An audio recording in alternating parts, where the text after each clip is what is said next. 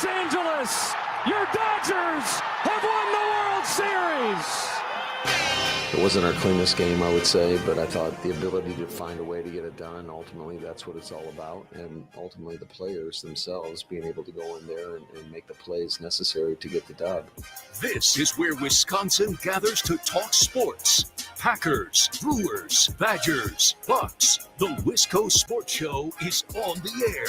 Now, here's your host, Grant Bills. That's Joe Davis's call from last night. World Series concluding in only 5 games, which I guess is a little bit of a bummer, but also it kind of felt like the writing was on the wall. The Dodgers felt that much better. They were up 3-0. Let's just wrap it up. We can wrap up baseball. We can start to focus on the offseason of baseball, and I think more specifically start to really focus in on football. I like Joe Davis's call last night. I like Joe Davis. He's no Joe Buck, but I think he's really good. It was a fun World Series. I want to talk about it for a couple minutes and some Brewers news and notes, actually, to begin the show. Now, we'll talk plenty of football as the show continues. Mike Renner from CBS Sports is going to be here in about a half hour. Mike Clemens in about an hour and a half. 2 outstanding perspectives and guests to help us prepare for what might be the biggest game of the Packers season so far. It's easy to say in the NFL. I think most big games, most big divisional matchups are biggest game of the season until you play the next one, until you play against another competitive team or until you play against another divisional team. All of these games are so meaningful. So 2 excellent guests. Can't wait to reconnect with Mike Renner. It's been a couple weeks since we've talked to him. And with the Packers bye week approaching as well, I think a good opportunity to kind of take stock in how the season has gone so far. And, you know, we can talk a little bit about Malik Willis as well, because I think the last time we talked to Mike was right after the game in Brazil. So we had yet to see Malik Willis play, so we can get his take on the Packers backup quarterback situation and how that's been handled and how he's been able to win the 3 games in which he's played. So Mike Renner, 4:35, Mike Clemens, 5:35. It's going to be a great loaded guest slate tonight. Happy Halloween, by the way. If you're watching on the live stream, which the show streams on YouTube, Facebook, follow the YouTube page, or I guess subscribe to the YouTube page, like the Facebook page, whatever. Just search Wisco Sports Show with Grant Bills. The show streams there. You can watch and listen there every night, and it streams on Twitter as well, at Wisco Grant. Happy Halloween. I am in costume today, although it's kind of a half-ass costume. I am Paul Christ, and you can only see me from like the rib cage up. I have my Badger long sleeve on. Ben Kenny was up my butt today because he was saying, well, it's got to be a gray crew neck or a gray sweatshirt. Well, you know what? I went to the Hilldale bookstore yesterday, and they only had like 2 long sleeves, and one of them had like a can of beer on it. Paul Christ. This is a bit loud for Paul Christ. I realize he probably wouldn't wear a red long sleeve. Probably would be gray or white, but I only had what was available at the Hilldale bookstore. I already own this hat. I got these glasses at Woodman's for $15. Woodman's has everything. Better prices, better products, better service because they're employee-owned. Really, to get the full effect of the costume, you need to see my whole body, and I will now step back away from the mic. It's the shirt that's tucked into the khakis that really does it. You get down in a coach's stance like you would along the sideline. Yeah, just like that.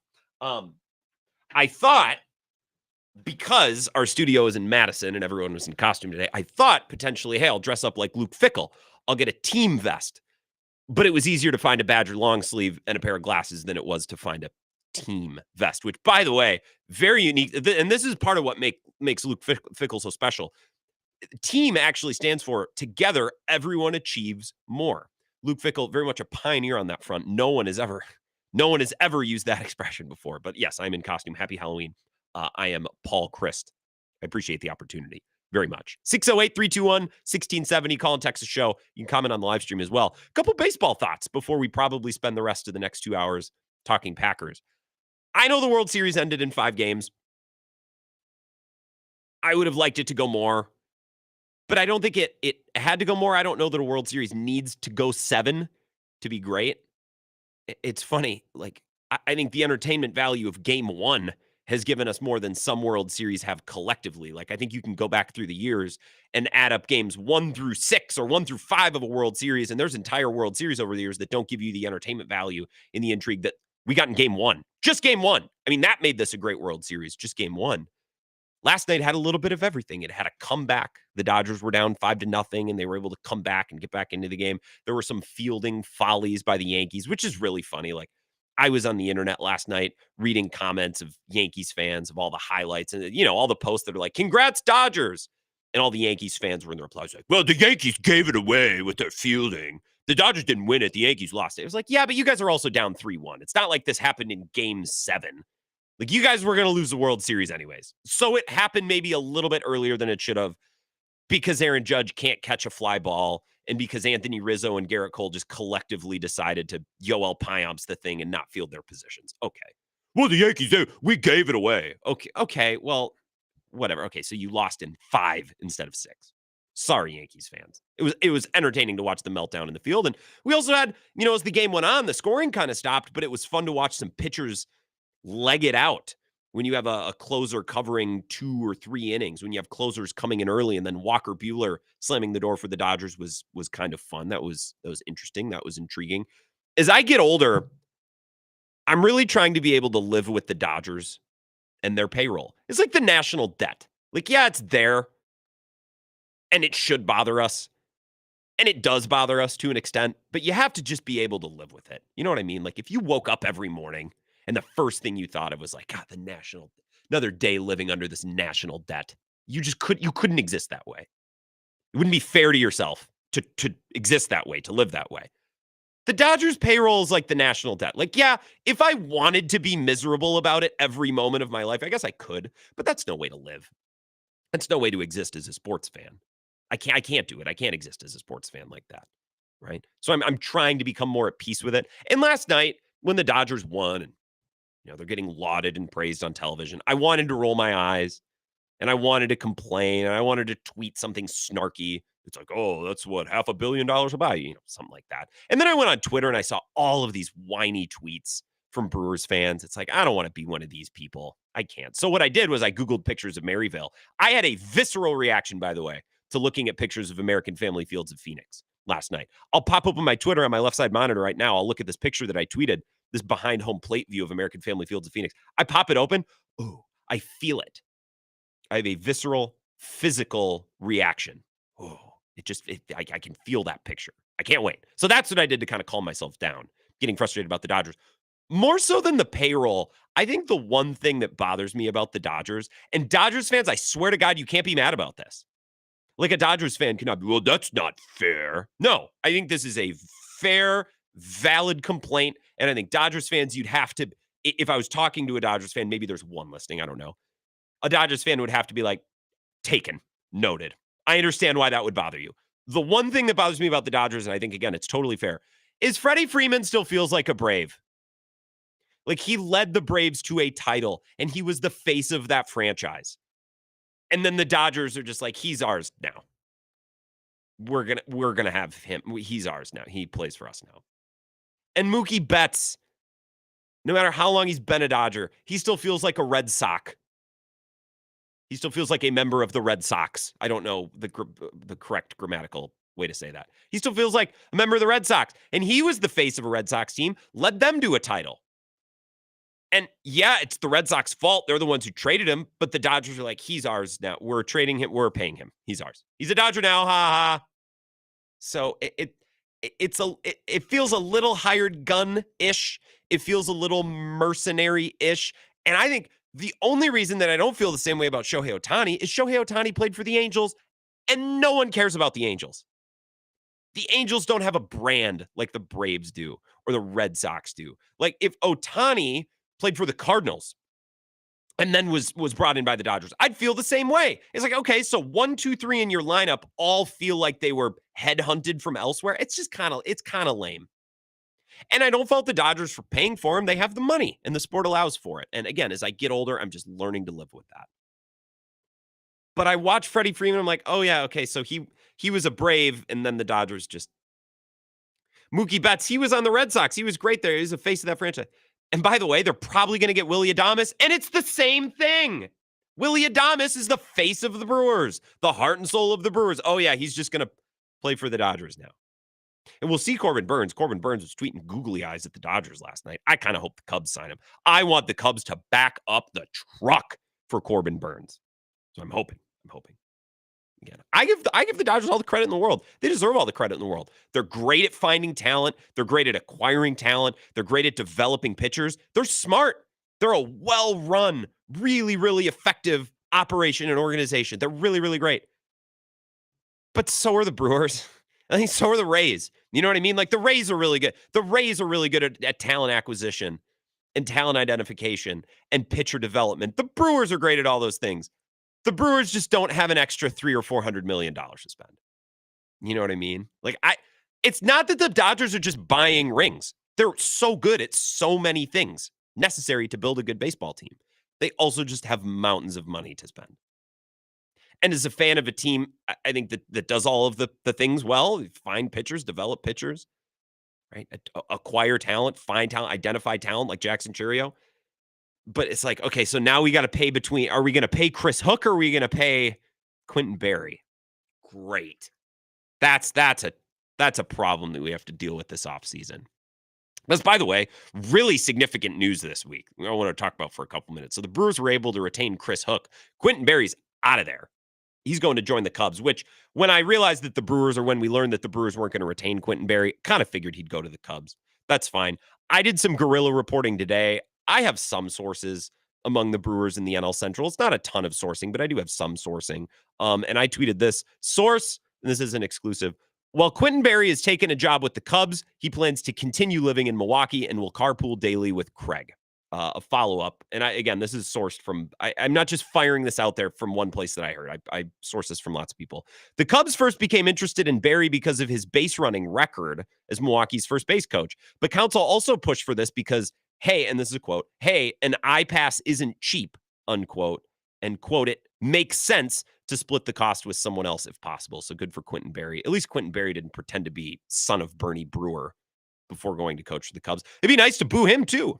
Good warm-up as they introduce the Cubs players and then the Cubs coaching staff, because they'll introduce third base. First base, we'll get to boo Quentin Berry, and then that'll give the crowd a nice warm-up into the main event, which is booing Craig Counsell next year. Again, I hope they back up the truck for Corbin Burns. I hope they absolutely dump a pile of money at the feet of Corbin Burns. He's trending in the right direction, by the way. Strikeout rate's really good. That cutter still looks like it did 3 years ago. Strikeouts per 9, that's the numbers on the trajectory. To the Ricketts and to Jed Hoyer, he's the guy. Go get him. Go get Corbin Burns. He needs to be in Cubby Blue next spring. I want to see it happen so bad. By the way, again, Chris Hook being retained by the Brewers is such a significant story this week, and it's going to get buried with, the health of Jordan Love, what's going on with the Bucks, which, by the way, there's a bunch of stories out about the Bucks today. And this always happens, like general managers are monitoring Giannis. Giannis might ask out. He might. I don't know. I'm past the point of worrying about this. I was texting with our friend of show Bart Winkler earlier today, and I did this. I do a podcast with him and Paul Imig every week, and we did it earlier this afternoon. And Bart made a great point. It's like, so the Bucks are 3-1, and we have all these articles now and these reports coming out today about Giannis's future in Milwaukee. If the Bucks were 2-2.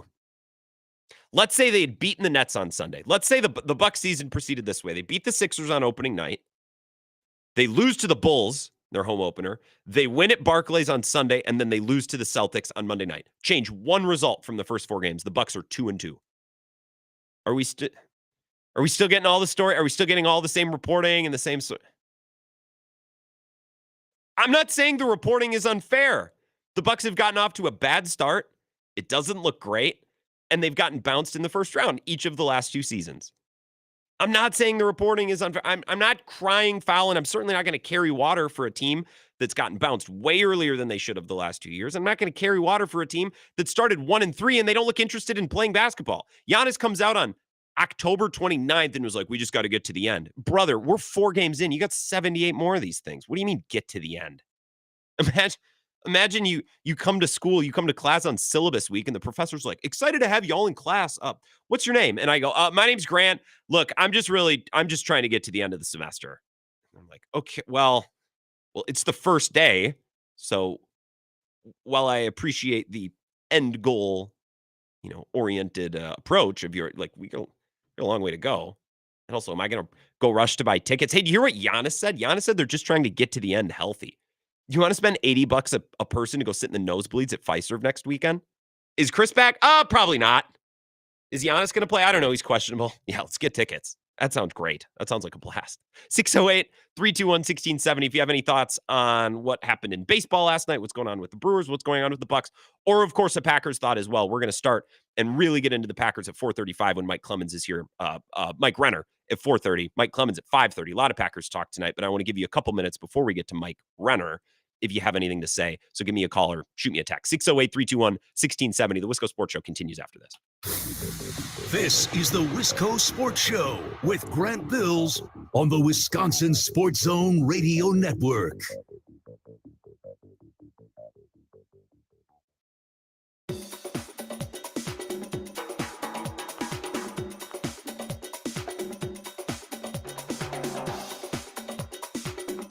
The Wisco Sports Show will resume in 3 minutes.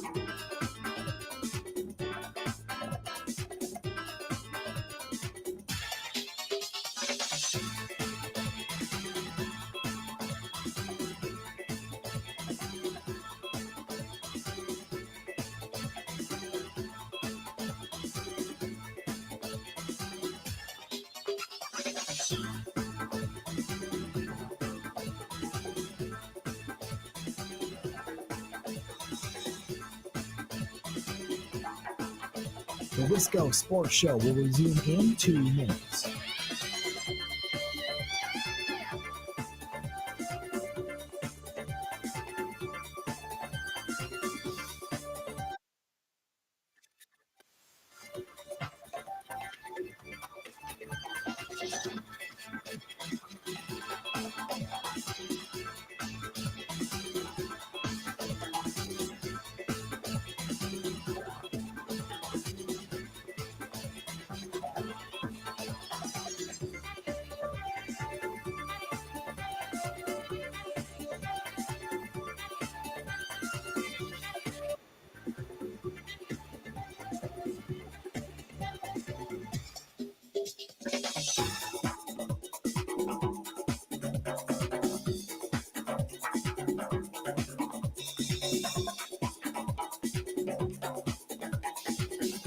The Wisco Sports Show will resume in 1 minute.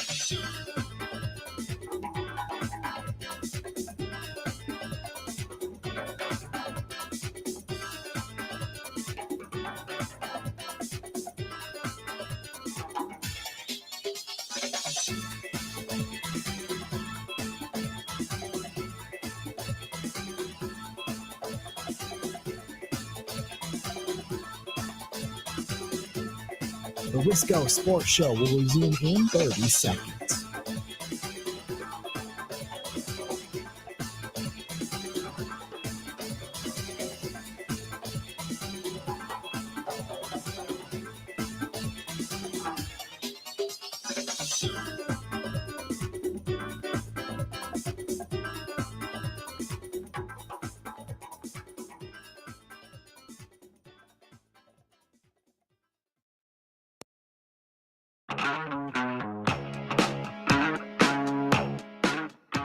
Wisco Sports Show. Mike Renner, CBS Sports, going to join us in about 10 minutes.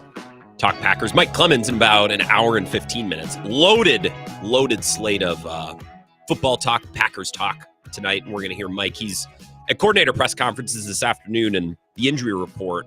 Evan Williams, Jordan Love, Elton Jenkins, Josh Jacobs, a lot of important players in injury flux this week. So we'll get the latest from Mike later on in the show. Happy Halloween, by the way. If you're watching on the live stream, this is my best Paul Christ. No, I do not wear glasses. In fact, these are hurting my eyes, and they have been since 9 o'clock this morning when I put them on. To your calls, as promised, 608-321-1670, Wisco Sports Show. Who's this? Happy Halloween, Cone. I've had fun. By the way, I've had fun wishing my adult coworkers happy Halloween today. It's kind of whimsical. It's added some spice to the day. I've actually kind of enjoyed it. It's not lame. I've had fun today.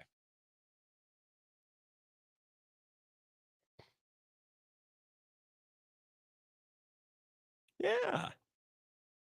It does. And we had free food at work today. I actually have 2 brownies next to me. So I've had a great day. Halloween, not overrated. I've enjoyed it.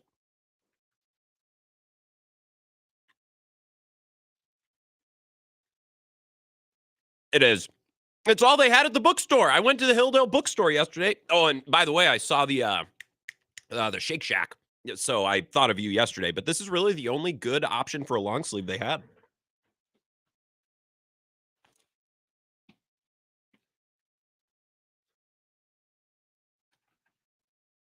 Well, I'd have to I mean, 3-piece suit. He's always dressed to the nines. I don't have that budget. I don't have that style.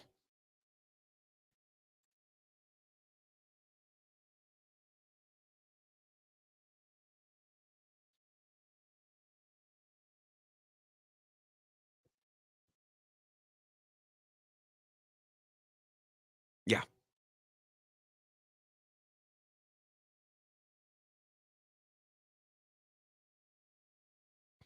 Mm-hmm.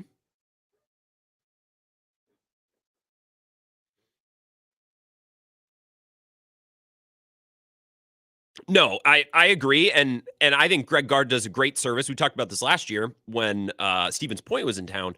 He wants to involve the other UW schools, the WEAC schools, and make and almost make it a celebration of basketball statewide in the state of Wisconsin, which is great. Why would he want to embarrass these teams? Certainly doesn't want to be in a dogfight down the stretch with a lesser opponent, but like they're not bringing these teams in just to beat the brakes off of them. That's not what that game's about. I agree completely. At the end of the day, it's Carter Gilmore who embarrassed them. I mean, behind the head passes, 3 for 3 from behind the line. I mean, breakout season? Yeah, God, the funny thing is, I think I've said this both of the last 2 years. So I don't know. Yeah. Maybe it's his finally. time. Are we sick of having the Jets on prime time? I mean, this has to be their fourth game nationally televised. So I would say yes. I would say yes. But would you rather rapid fire? Let's do a little lightning round here. Would you rather watch the Jets or the Saints? Jets. Jets or the Giants? Jets. Jets or the Raiders? Jets. So my point is, like, there could be better teams, but when you consider some alternatives and some other matchups that we've seen on Thursday Night Football, if we're going to watch a bad team, give me an entertaining bad team. The Jets are more entertaining than most.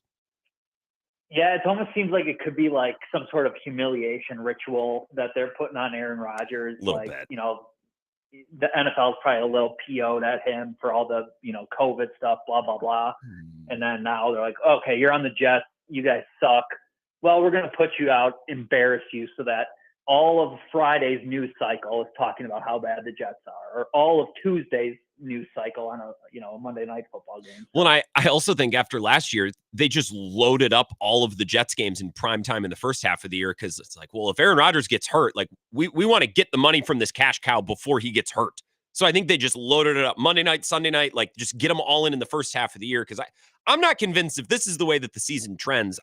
I'm not convinced that Aaron Rodgers stays healthy and plays all 17 games. And, Rodgers is a guy that always kind of liked Halloween. Do you think there's some like topical costume he's going to be, showing up to the game in or wearing in his press conference? Or if not, what would he be dressing up as? Do you have any idea before I let you go? I hadn't thought about this yet. He loves Halloween. I thought he could make a little nod to RFK. Maybe he has like some gummy worms coming out of his brain, or I don't know. He should wear a Favre Jets jersey to further what Jordan Love started a couple weeks ago. That'd be pretty funny. That would be actually really good. That's what I'm saying. Wear it, continue it. Wear the Jets jersey. I appreciate you, Cone. I saw a couple of clips of Favre in Green Bay last night. There's too much going on right now.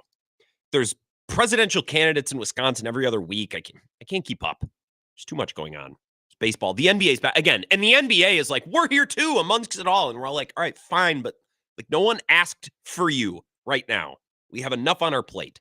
Let's take another call. Hey, to those on the live stream, I'm sorry. I needed to push a button. So you didn't hear the start of Cone's call. We were talking Badgers basketball. My apologies. That's on me. 608-321-1670. Wisco Sports Show. Who's this? Grant. Hey, Tone Roller here. Hey, you look like Paul Christ on Ozempic. I don't know about this costume. That's what a coworker told me earlier today. I'm like, well, what do you want me to do? At least I'm not Brett Bielema. No one would buy that. Oh, yeah. Hey, I'll take Bielema as our football coach right now, actually. Yeah, it's actually an interesting take. I think Brett Bielema was an awesome coach at Wisconsin, and I think he should be remembered more kindly and treated more kindly than he is by most Badgers fans. And I think it's getting better. I think some of the animosity has gone away. I'm not saying that we should like build a statue or anything, but he's not Gary Anderson. Like Brett Bielema was awesome here. Yeah. I don't care about the man's BMI index. I don't care about his drinking habits. The BMI index, is that? Yeah, okay. Body mass. The body mass. Yeah. His body mass index. I don't care about any of that. But Bielema did win. He had players. He did recruit. Got to give him that. It was fun. And the team was fun. The team was a blast when Bielema was here. They were fun. It has Barry's, wasn't that Barry's protege? I don't know the lore. I don't know the lore of Bielema. I'm not sure. Hey, what is guerrilla reporting? Are you like a Hunter S. Thompson? I don't exactly understand that term. Boots on the ground type. I'm getting after it. Very aggressive reporting. I'm saying I'm getting in there. Because you're basically making up stuff about this UW River Falls game. I wanted some real reporting, and now you're acting like it's you and Cohen are saying it's like a WWE guards just trying to entertain the crowd. Is that what I heard? It's an exhibition game for charity. Like Rocky IV? Against a Division III team. Like, what do you want them to do? Beat River Falls by 80? Like, why? Well, how does that benefit anybody? Yeah, it's true. You make a good point. Rocky IV, Apollo died with Drago. You're right. I don't want anyone dying. So good point on that. Well, of all the things to get hung up on, Tony, you've been tweeting about this. I just don't get why you're hung up on this. I don't know. I hear a lot about Gus Bus. The guy's gone. All these guys have left. No one has said any. You're not hearing anything about Gus Bus. You just made that up. I don't even know where he is. I can't remember. Well, what's his last name? Not Gus Varland. I always get them confused. What the hell's his last name? Gus Bus basketball. Gus Bus basketball. Keep talking. Make the point you were going to make. I want to move on. A couple of things. Hey, World Series, highly entertaining. I enjoyed the World Series. I enjoyed baseball. It was fun. And I'm actually pumped up for the Brewers. They play the Yankees to start off the season next year. So, Mark A., he's not going to spend all the money, but he's got a competitive team. I like being the underdog. That's fun. And speaking of underdogs, let's end on this. Packers are underdogs playing the Lions at home. I'm picking the Pack 27-24. You sold me on that weather, Grant. You sold me. The weather's huge. The weather's a difference. Yeah, the weather's huge. But Jared Goff, and not only is the weather huge this weekend, it's Jared Goff's first game outside. It'd be like if they played at Soldier Field last week, at least it'd be a little bit of a warm-up. RJ, thank you on the live stream, RJ. It's Seton Hall. By the way, Gus Yalden is from Appleton. I've told you about Appleton time and time again. I don't need to continue to beat that dead horse. I told you so. I was right, et cetera, et cetera. 608-321-1670, Wisco Sports Show. One more call, then we're going to get to Mike Renner. Who's this? Hey, Grant. It's Darnell. Hey, Darnell. What's up? Hey, well, first off, thanks for getting me on ASAP as possible. I appreciate that. Nicely done. Yeah.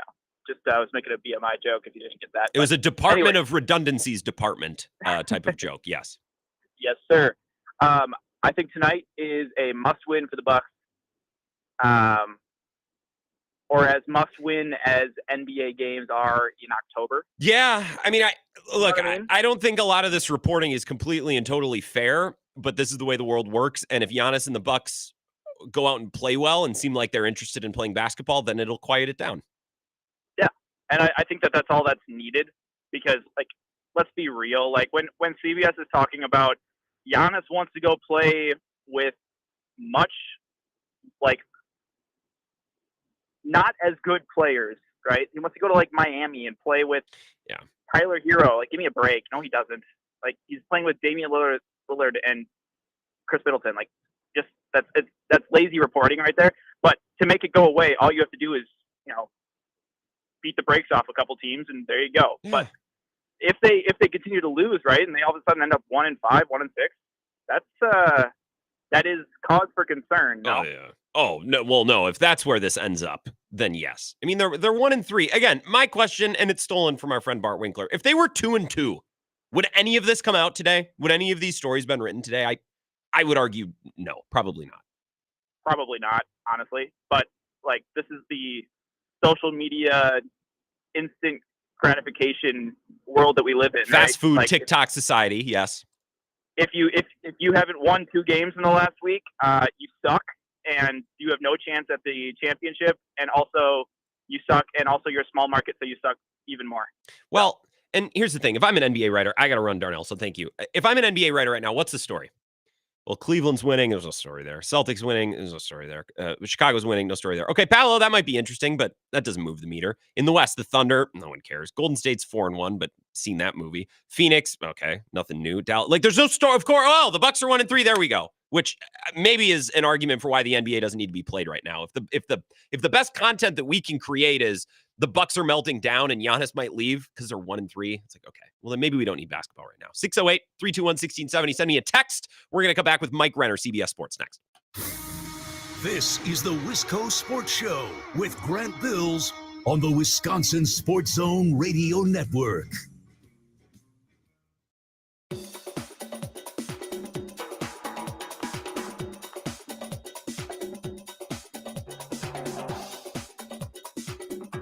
The Wisco Sports Show will resume in 5 minutes.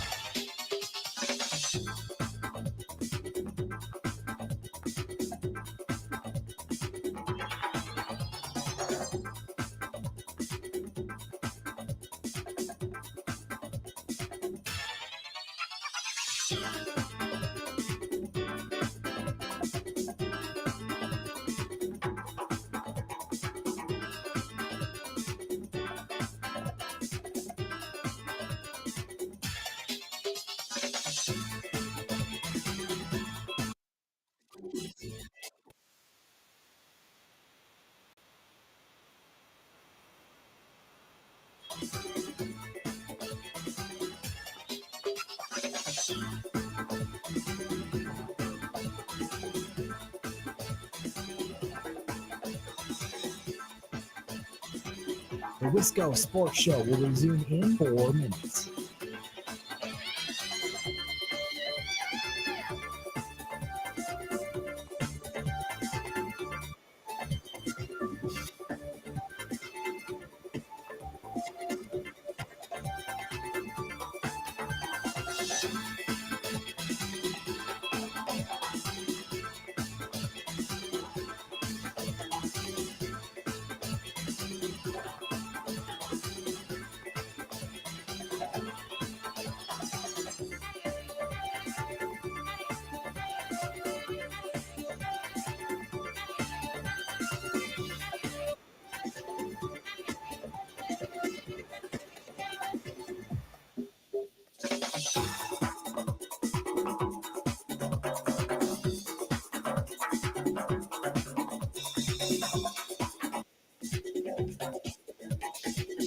The Wisco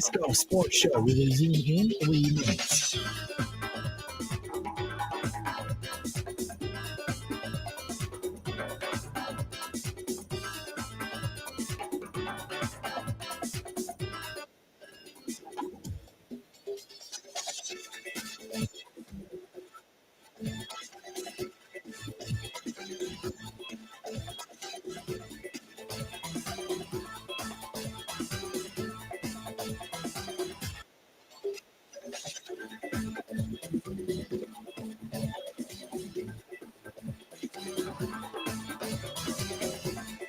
will resume in 3 minutes. The Wisco Sports Show will resume in 2 minutes.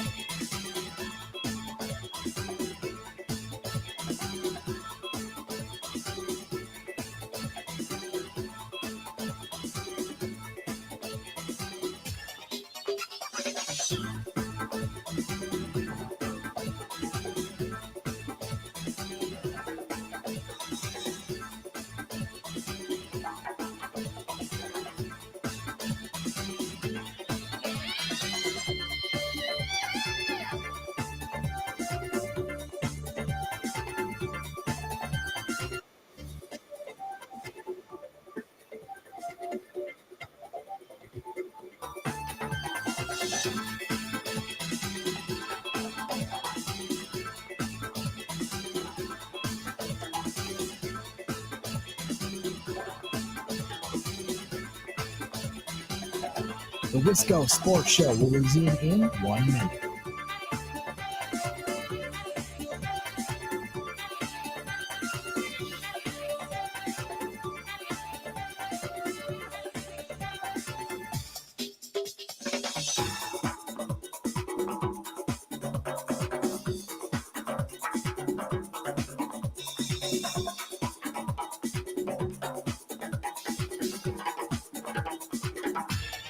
The Wisco Sports Show will resume in 30 seconds.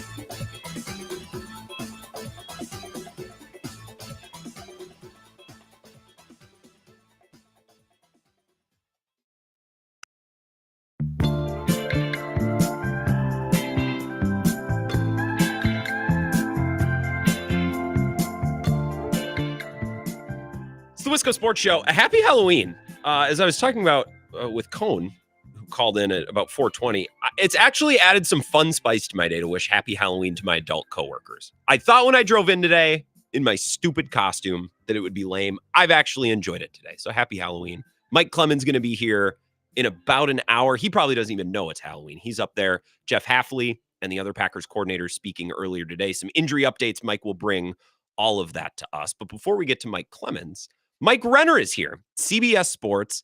I don't know if Mike will appreciate my attempt at a costume today. I'm Paul Christ. What do you make of this? Yeah, I love it. I don't miss Paul Christ as a semi. You don't? I don't. He is just limited. I don't know. I miss. He had an aura, but it was like anti-aura. Like his lack of aura was an aura. And when his program was cooking, man, they were fun. Like 16, 17, and 18. I'll never forget that LSU game at Lambeau Field. That's one of the coolest. It was a horrible football game, but one of like the coolest games and experiences I've ever watched. I will say it did make scouting for my job, Wisconsin offensive linemen. They were just doing every NFL run concept, like the inside outside zone. It made my life really easily. Made your life very easy to just watch Chris guys you could trust that they were going to do the thing. I don't know. Fickle's fine. It was fun at not at the end under Chris. That's why he was let go. But in Chris' heyday, the program was pretty fun. To talk Packers, you are a Packers fan. Are the Lions the best team in the NFL right now? I don't think so, honestly. I know their offense is humming, but I think they have real issues defensively with Aiden Hutchinson out. If he was healthy, I would say yes. I would say I don't think it's really a debate because he was like a one-man pass rush. But without him, they're just going to struggle, and they're really, really thin at defensive end. It's just a massive drop-off, maybe like the worst edge pressure in the NFL now without him, unfortunately. Interesting. Who do you think the best team is? Because I saw you earlier this week. You're not maybe this is the PFF thing, and you come from PFF originally. What you guys love to do is take the undefeated team and just say why they're not as good as their record, which happened to my Packers in 2019. And you guys were right, by the way. Eric Eager and George, you were correct. But so if it's not maybe you do think it is the Chiefs, but who do you think is the best team right now? So it's the Chiefs, but you're probably referring to what my own social media did to me. Yes, and this is like, I know this from PFF too, but they put out, this is the fakest undefeated team ever is what like the quote was.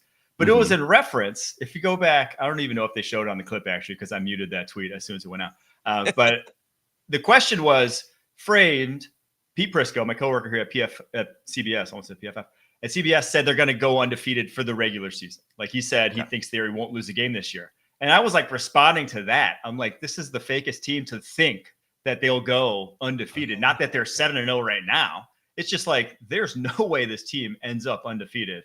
They have a good offense, a good defense, but they're not top 5 in either of those at the moment. And that's usually what it takes, to go undefeated.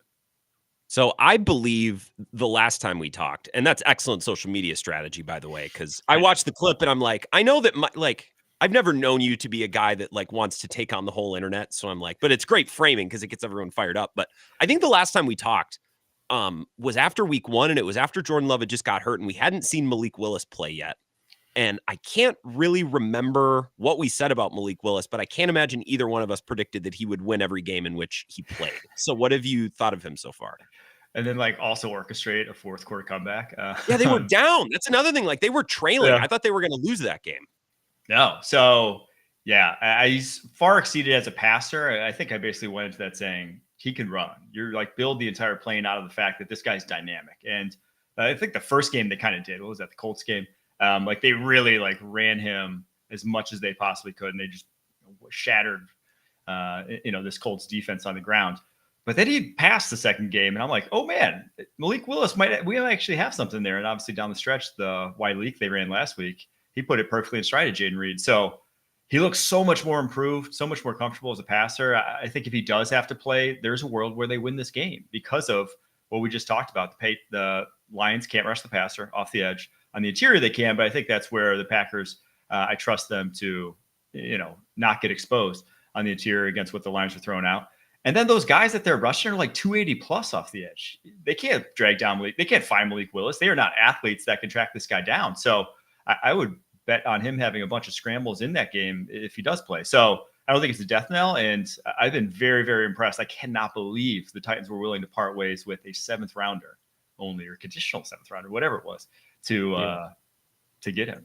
Well, we were assuming with trades like that, you just assume he's going to get cut anyways, right? Yeah. And that's why the Packers come in and say, well, you're going to cut him anyways, but we'll give you a seventh to ensure we get him. It's very bizarre, especially watching now how the season has gone. And I contended when the Titans game happened, if it was any other team other than the Titans, like if this was a team that people cared about, like they'd be getting dragged. Like this would be a story, especially on the internet. But because it's the Titans and, they're not often on national TV, like I just don't know that it's gotten talked about as much outside of Tennessee and Green Bay, Yeah, and honestly, a move like that, I mean, to do what he did, if he goes out there and wins this game, and again, we're talking massive hypotheticals here. I don't know how you don't give GM of the year to Brian Gutekunst. That's one of the shrewdest moves. And he's like literally a 3-game swing, possibly. I mean, they could have lost that Jaguars game had it been, some other quarterbacks we don't have to discuss coming into that game instead of Malik Willis, right? So I do think that what a move. Like you have to give a big tip of the cap to Brian Gutekunst, a season-saving move that he made there. Sean Clifford catching strays. And by the way, when we came into this season, it's like the two biggest needs on this team are kicker and backup quarterback. And it took a couple weeks for Goody to address kicker. And, you could talk about the circumstances, why that was possible. But eventually he fixed both, and they've been instrumental now in winning multiple games. Talk about, now that Jordan Love is hurt again, talk about the effect that this offense feels when Jordan Love is not mobile. And it's not just on design runs. Like, let's say he's not mobile to the point where he can't line up under center. How does that affect Matt LaFleur's offense and what they want to do? Yeah, it's pretty big. I mean, the under center play action game and just like the under center run game is instrumental there. It's basically like any Shanahan system. That's kind of the core. You pretty much see all of those, that tree of offense coordinators really have that under center, stretch game with the play action boots off of it be a big part of their offense. And so, yeah, not being under center, it's huge. I don't think, I'm not going to say it's not viable entirely because Jordan Love's that good from the pocket. Like he can just hold up without his mobility, but it's taking away massive pages of the playbook. So I would be worried against a team like the Lions if he really can't move. And if you really can't move, especially with like a groin injury, the risk of re-injury with something like that when you're immobile is pretty high. It's not like the MCL where you can put a brace on and protect it. You slip a little with the groin and all of a sudden it's like a full tear. So it's not something that I would want to push whatsoever if he is hampering that come Sunday. Well, and the forecast is 55 and rainy right now, and that could change by Sunday. But like, if that turns out to be the forecast, condition. First of all, worst possible condition for a groin injury. But I love the idea of putting Jared Goff in that spot, right? They haven't played outside yet this year, and it's one thing like if they play outside in Green Bay in October and it's 65 and sunny, right? I still think maybe that you can find a way to make that adverse against Jared Goff, for lack of a better term. But if it's raining, like that changes everything completely. At the beginning of the year, I'm just trying, I want to check in on a couple of things I remember you saying when you were on last time. You said Romeo Doubs had taken some really nice strides from last year to this year, and he had really impressed you.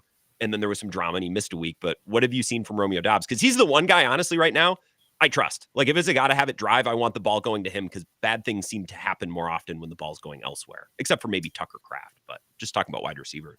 Yeah, I mean, you saw it in that, it was the Texans game, 1-on-1, last drive, Derek Stingley wins. Like those are plays that, I was going to start throwing strays at old Packers wide receivers, but like, they didn't have before this new group of guys, right? When outside of Devontae, like they didn't have that guy. So now to have, I think Jaden Reed's kind of in that mix too. I do think maybe not as much on the outside, but that's a guy who's definitely dynamic and will go make a play for you. But they just having multiple of those guys has been so massive for this offense. And why you can still like succeed with a backup quarterback is because they're getting open and go open against better wide receivers. So Romeo Doubs, I'm not surprised that this production has happened. That's what he looked like early on. Just looked like a different level of just separation than we saw in years past. And how, lastly, is Jeff Hafley's defense forcing all these turnovers when they're basically average in pressure rate? Those two things don't go hand in hand normally. Turnovers are just from, my years of like scouting from college to the NFL. Turnovers are a personnel thing as much as they are, if probably more so than they are a scheme thing. Okay. You can everyone preaches turnovers. Like everyone wants to make those plays, right? But there are guys who generate those plays. Xavier McKinney is like a guy who generates those plays, right? Evan Williams is a guy who forces fumbles. There's a reason why Peanut Tillman forced, all the fumbles that he did. It wasn't a Bears thing. And then when they lost him, it's like the other guys weren't doing it. It's like he was unique at it. So to me, Hafley, I'm impressed with what he's done. Job well done. He's really, been a massive upgrade, in my opinion, at the DC position. But a lot of it's just they have better players now. They got that safety trio. They're just better. So I think that's a big reason why. And then obviously turnovers can be fluky as well. But I think that's the bigger thing. You think our edge rushers will play better? Let's just speaking about Van Ness and Gary, because Preston Smith, I think, is kind of what Preston Smith is at this point of his career. And if the other younger, higher ceiling guys are performing, then Preston Smith is fine. He's not a guy who I'm like, he needs to play up to his contract. That's more Gary, and then the draft stock of Lucas Van Ness too. I just expect more.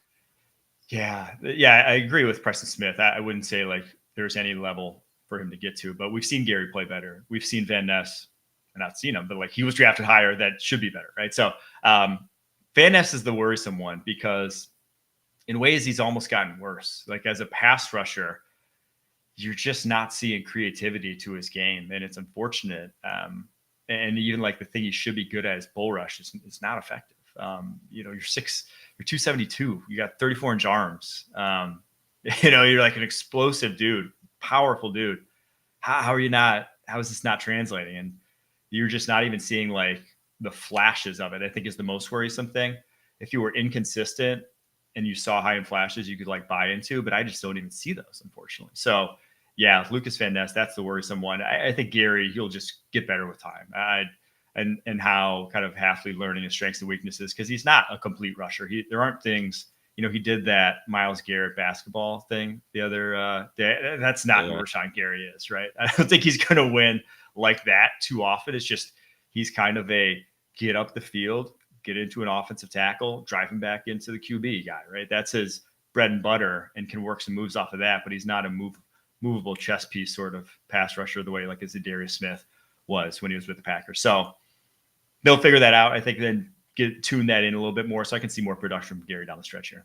It's not like they're 30th in pressures. They're just middle of the pack, which with their turnover numbers, you just expect to be a little bit higher, but maybe that tells us they have room to grow. I don't know. Mike Renner, I appreciate you. Oh, and I thought of you last night because I'm not a reality TV guy, but girlfriend loves Survivor. And there's a guy who covers the Titans who's on this season of Survivor. He was on the Packers pregame a few weeks ago. And I wonder if Mike could do Survivor, if he would have a better run than he had on The Bachelor. Like, do you think you could do better on Survivor than you did on The Bachelor?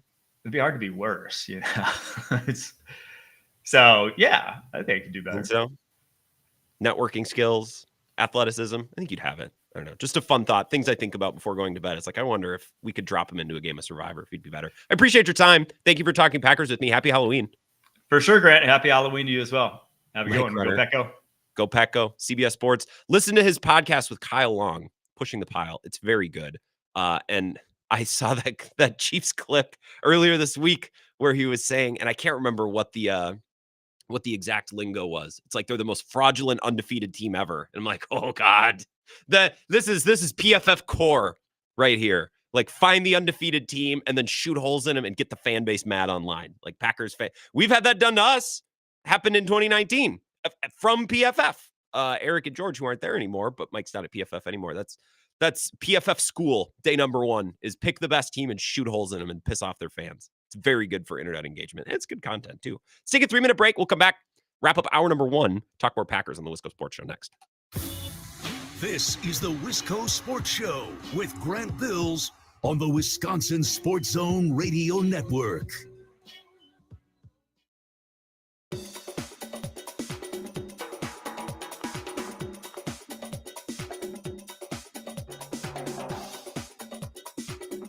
The Wisco Sports Show will resume in 3 minutes.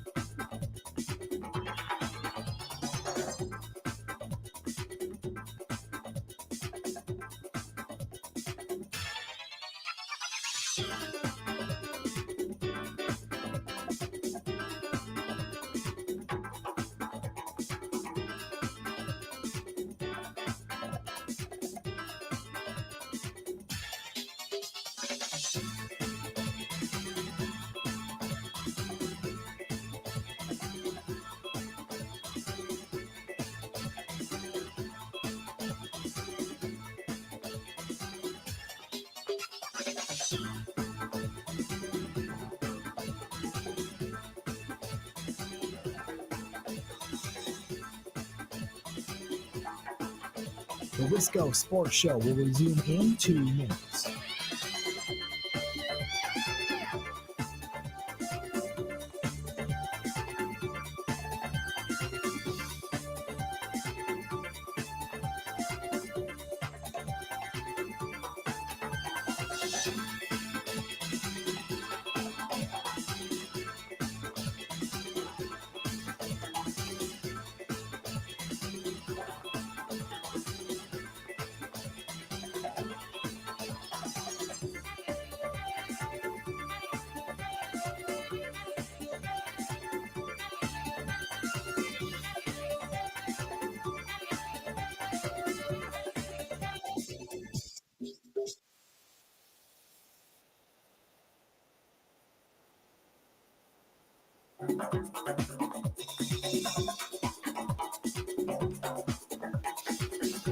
The Wisco Sports Show will resume in 1 minute.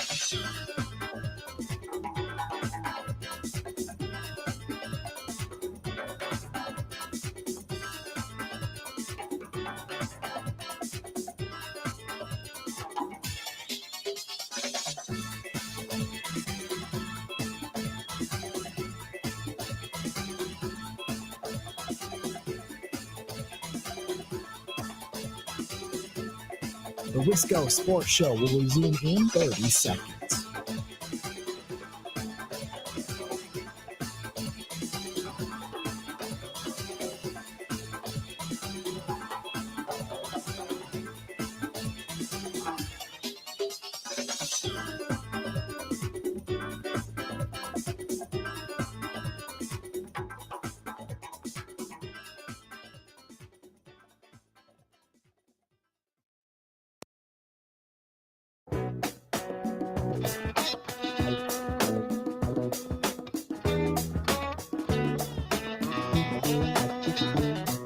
Last couple minutes of hour number 1, the Wisco Sports Show. Appreciate Mike Renner. Follow him on Twitter if you don't already. Let's give him the Bills bump for appearing on the show. It's on Twitter at Mike Renner _. Very easy to find. Handsome looking profile picture. He was on would it be The Bachelor or The Bachelorette? It was him and a bunch of guys and one girl. That would be The Bachelorette, right? I think. I wonder if I was trying to think, would I rather be on The Bachelor or The Bachelorette? Would I rather be the one guy or one man thrust into a competition filled with other men? It would be easier to just sit back and have women throw themselves at me, but then what if they're all like, actually, we're good. Like we're not interested in this guy. That would be more embarrassing than being on The Bachelorette and getting bounced early, which is what happened to Mike. And you can find him on the Bachelorpedia or whatever. And the comment that always gets me is like, he failed to really make a footprint. Like he's not a strong competitor. I would like to get Mike a redo and get him on Survivor. We get a guy in this season who covers the Titans, and he's holding his own pretty well. He's been pretty comfortable last week. So, by the way, shout out to Eric. I know we were talking about Survivor last night. Crazy tribal council last night.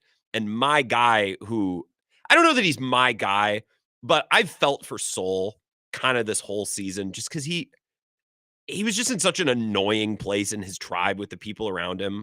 I don't think he's got a shot at winning this thing, but I hate the thought of someone getting on Survivor and then just being in the worst position and then just getting kicked out. Like, I want everyone to have a chance to play the game. Soul is playing the game, and I'm happy for the guy. That's it. A couple of texts before we break for Zach's update. 608-321-1670. And I want to go back to the beginning just to make sure that I'm caught up and we get everyone. This one's just a couple minutes old. Is it strange the Lions have 14 games in a dome this season, or is that just par for the course for an indoor team, Boomer and Madison? Well, Boomer, I guess I would have to look and we'd have to compare. There are only so many outdoor stadiums left. You know what I mean? Like, the Vikings play inside, so that's a divisional opponent. The Lions play inside. So that, first of all, when a team plays inside, that's half of their games are inside. And then the Vikings are another one. You got LA, Atlanta, you got all of these newer stadiums. They're all domes, Vegas. They're all being built inside, which I don't love. Those stadiums have less character to me. Lambeau Field feels like a theater. SoFi feels like a nice stadium, very nice stadium, but it doesn't have the charm and it doesn't give me the same feeling watching it on TV. Clement Mike says, I got my new 77-inch TV set up today. You look awesome. Well, thank you, Mike. That's a large image of me. But I'm glad you're watching at home. Thank you for listening. Dryfly in Montana says, Grant, glasses Bills is something I never knew I needed to believe in. Well, now I have faith. Yeah, this is the other thing. So this is my Paul Christ costume. And if you're watching on the live stream, I have it labeled on the bottom. Try to assist. The thing that makes this costume is the tucked in long sleeve. Because Paul Christ would rock this. I mean, he'd be on the sideline like this, but if you're watching, I'm sitting down, so you can't see that. I just look like I'm decked out in Badgers gear, and I have reading glasses down on the end of my nose. And Ebo asked me earlier today, he's like, do you have a prescription? No, I have excellent eyesight. I'm going to have a headache all night tonight, but I do this all for the bit. I do this for Halloween because I am enjoying celebrating Halloween today, as I mentioned. Paul in Menasha, shout out to Menasha, the Fox Valley, says, I listen to you quite a bit. What's wrong with Appleton? I knew that's where that was going as soon as I saw the text. I don't know. The people from Appleton that I run into, except for G-Dub, who's a listener, except for you, Paul and Menasha, Appleton people, I always get a weird vibe from. We can maybe, I'll clarify. I'll talk more about this. I don't have a great answer, but I'll try to give you a better one, Paul. We're back here in 2 minutes. Get an update from Zach. Continue the Wisco Sports Show next. She lets me use the car. She said, you can't find nothing wrong with it. Don't mind.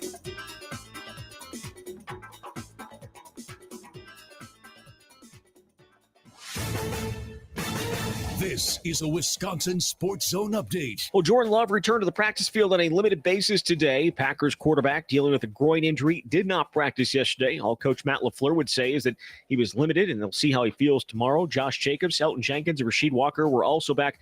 Jair Alexander, Josh Myers, Evan Williams still out. Meanwhile, earlier today, the NFL handed out their monthly awards, and Packers safety Xavier McKinney was named the NFC Defensive Player of the Month.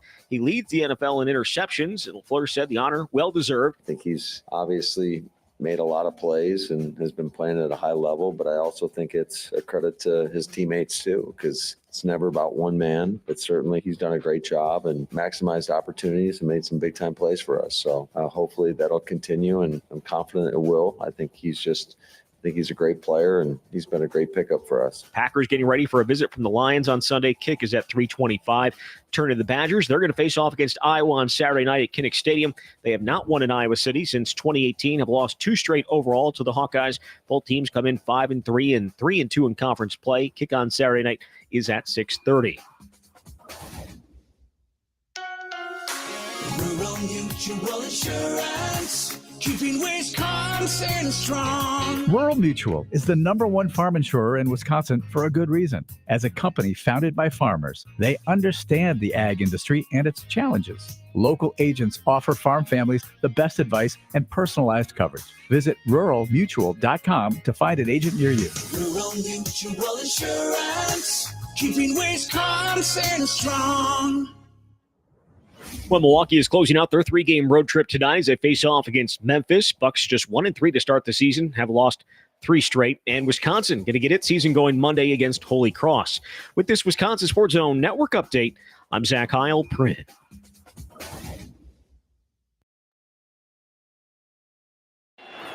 Start the party, Los Angeles! Your Dodgers have won the World Series! It wasn't our cleanest game, I would say, but I thought the ability to find a way to get it done, ultimately that's what it's all about. And ultimately the players themselves being able to go in there and make the plays necessary to get the dub. This is where Wisconsin gathers to talk sports. Packers, Brewers, Badgers, Bucks. The Wisco Sports Show is on the air. Now, here's your host, Grant Bills.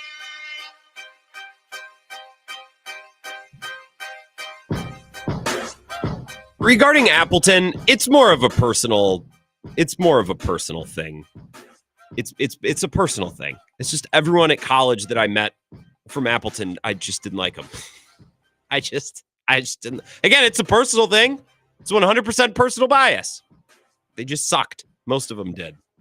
And I often found that when I was at school, and I reference my time at school because that's when you're exposed to a ton of people from all over, kind of all at once. Right? You'd have people from Madison. I'm from Madison. Madison kind of stands above. Like, don't compare Madison to Rice Lake. Not the same. Don't compare Madison to West Salem. Not the same. Don't compare Madison. Right? Like, Madison and Milwaukee are kind of on a tier of their own, and Milwaukee is on a tier. Milwaukee's on a tier. Madison's on a tier, and then there's kind of the rest of the state. Maybe Green Bay's lagging behind Madison just a little bit. But what I would find in school is you would tell someone, I'm from Milwaukee. I'm from Madison. I'm from St. Paul. And then an Appleton person would chime in and be like, oh, I'm from Appleton.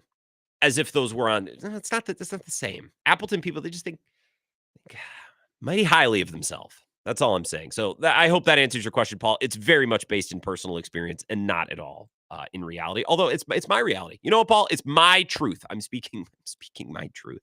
608-321-1670 if you want to talk Packers. Now, I liked what I heard from Mike. I like that a lot. He talked me off of the Lions being this elite juggernaut destined to come into Lambeau on Sunday just to bludgeon our team to death. Now, I still think if Jordan Love is gimpy or if Malik Willis is playing, I still think Lions will win. But I think the Packers have an awesome shot to win this game, right? Bill brought this up earlier today. I brought this up last night. Like, I think the Lions are incredible at this. I think they're really good at that. I think they're dangerous. I think this makes them difficult to beat, right? We're listing off all of the reasons that the Lions are great. And we're explaining all the different ways in which they're difficult to beat. And I think some people heard last night's show or heard Bill's show, and they're like, they felt as though we were placing the Lions on a tier above the Packers, and we were saying that the Packers are going to lose on Sunday. That's not it. Like, we're just highlighting the quality of the opponent. It's coming into Lambeau on Sunday. That's all we're doing.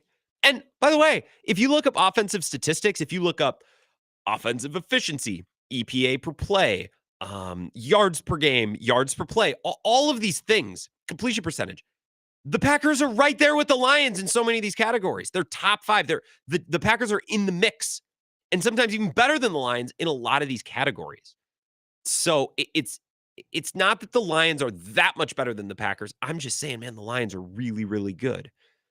The Lions have been pretty much untouchable all year. I think it's difficult to live that way in the NFL. I think it's pretty unfair and unreasonable to expect a team to be a juggernaut every week and to be unbelievable every week and to never have any wrinkles and to never have any weaknesses. And the hope is, especially if the weather's 55 and rainy on Sunday, that Jared Goff struggles a little bit and maybe he has a game where he stubs his toe, a stub the toe game. I'm not saying a game where the Lions, well, we see a crack in the foundation and they start to splinter. Nothing like that. No. I think Packers fans, what we have to hope for is for a stubbing of the toe game. A game in which the Lions are going to make some mistakes they haven't made in a while. Jared Goff's going to have a little bit of an off day. Maybe they come into the game, feel a little off kilter. Maybe a couple players have the wrong cleats on with the turf and with the rain, and the Packers steal one. I've seen a lot of Packers fans online, comments on Bill's show, just places where you see commentary from Packers fans, who are like, just rest Jordan Love. not punt this game, but get ready for the stretch run. Look, if Jordan Love's not healthy, he shouldn't play. And if he's not capable of lining up under center, or if there's some huge fear of re-injury or re-aggravation, then don't play him. But that's opponent aside, situation aside. If he's not healthy, he can't play.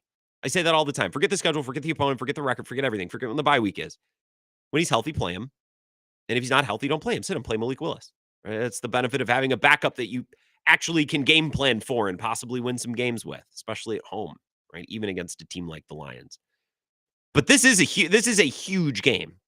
The Packers win this game, their playoff possibility or their playoff probability skywards upwards, I think of 90, 95%. And if they lose, it doesn't go down into the barrel, but it gets a lot hairier, gets a lot messier in an NFC North that's very competitive and an NFC that I contend is about to get more competitive because it looks like the Niners and the Eagles are both very much trending in the right direction. Those are two really talented rosters that I think have kind of underperformed to start the year. And, oh yeah, don't look now, but here come the Rams. Right? So this conference, this division's been really competitive, and I think it will remain so. Might even get more so, I think, as the Bears get better. We'll see what happens to the Lions or the Vikings. If the Vikings can maintain, I think this division's only going to get better because I think the Bears are only going to get better. But this conference getting more competitive as well. I contend that the biggest game on just about any NFL team's schedule is the home game against their biggest divisional rival.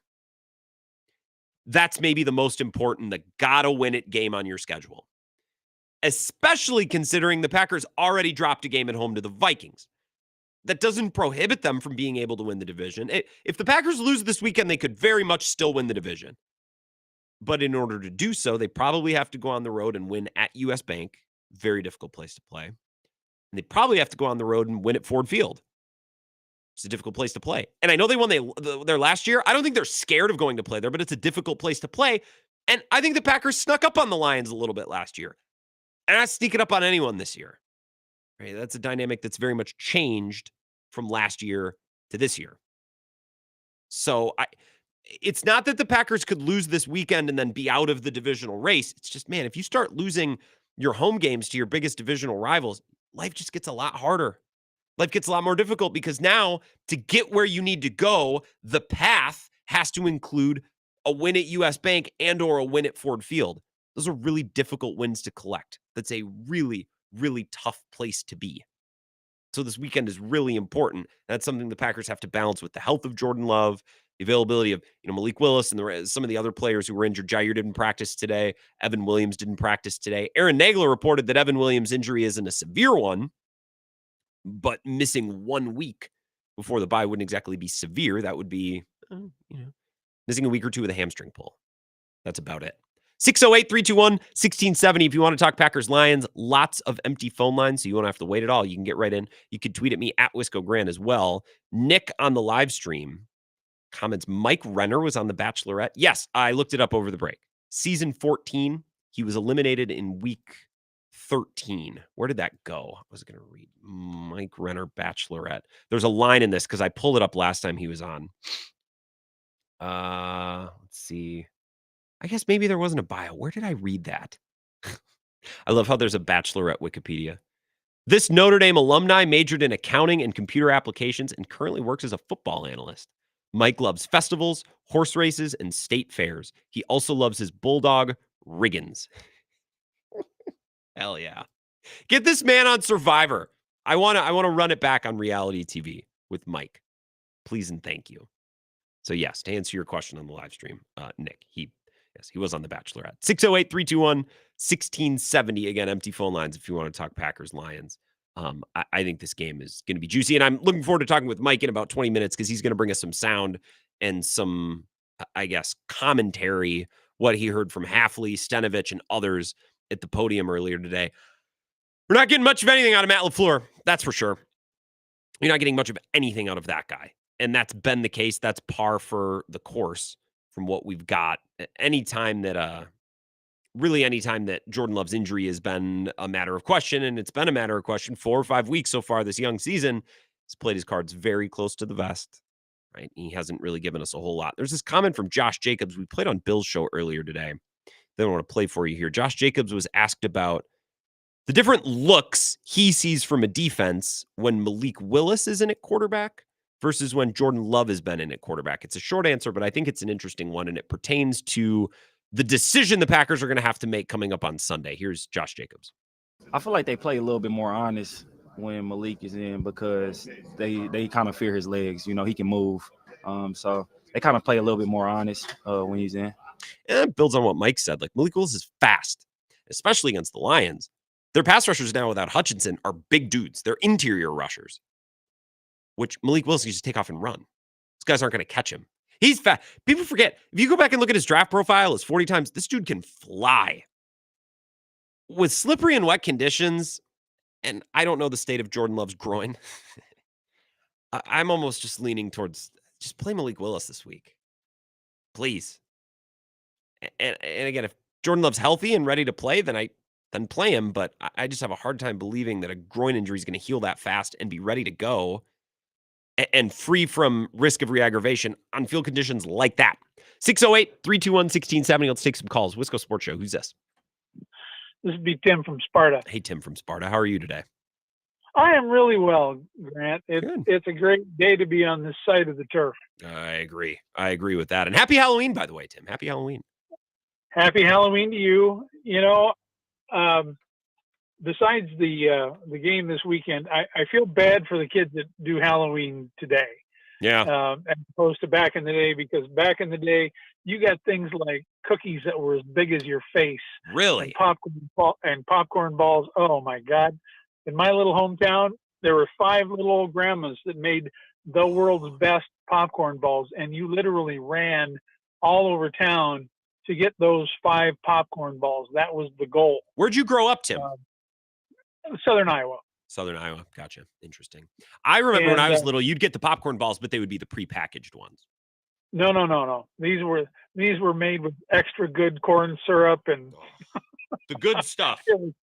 Yes, all the good stuff. I like that. One of those was good for a sugar high for a week.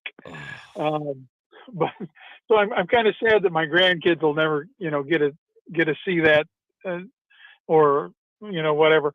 But I think this game coming up, I would rather see Malik Willis play because of the conditions, and B, if Love keeps getting to 90% and then not playing, and then 90% and not playing, that's not going to work really well in the second half of this schedule. Yeah, he needs to heal up so that and even if we lose at home, I know I don't want to. I never want Green Bay to lose a game, but if him not playing costs us this game, we need to get into the playoffs. That's what I'm worried about first. So take the L if we have to, but you know what? He needs to be healthy at the end of the year, or we're not going far in the playoffs. I'm not convinced that Malik Willis doesn't give them just about as good of a chance to win on Sunday if Jordan Love is banged up, right? If Jordan Love's 100%, it's not close. But if Jordan Love can't get under center and he can't do all the things that they need him to do for this offense to click and for this offense to run, then I'd almost rather have Malik Willis. Because I think the offense is mostly as good, and I'm not worried about Jordan Love throwing his groin out of whack again. Yeah, no, he's got to be healthy for the end of the season. Taking 2 weeks and maybe 3, if that makes him golden, then I'm all for it. Yeah.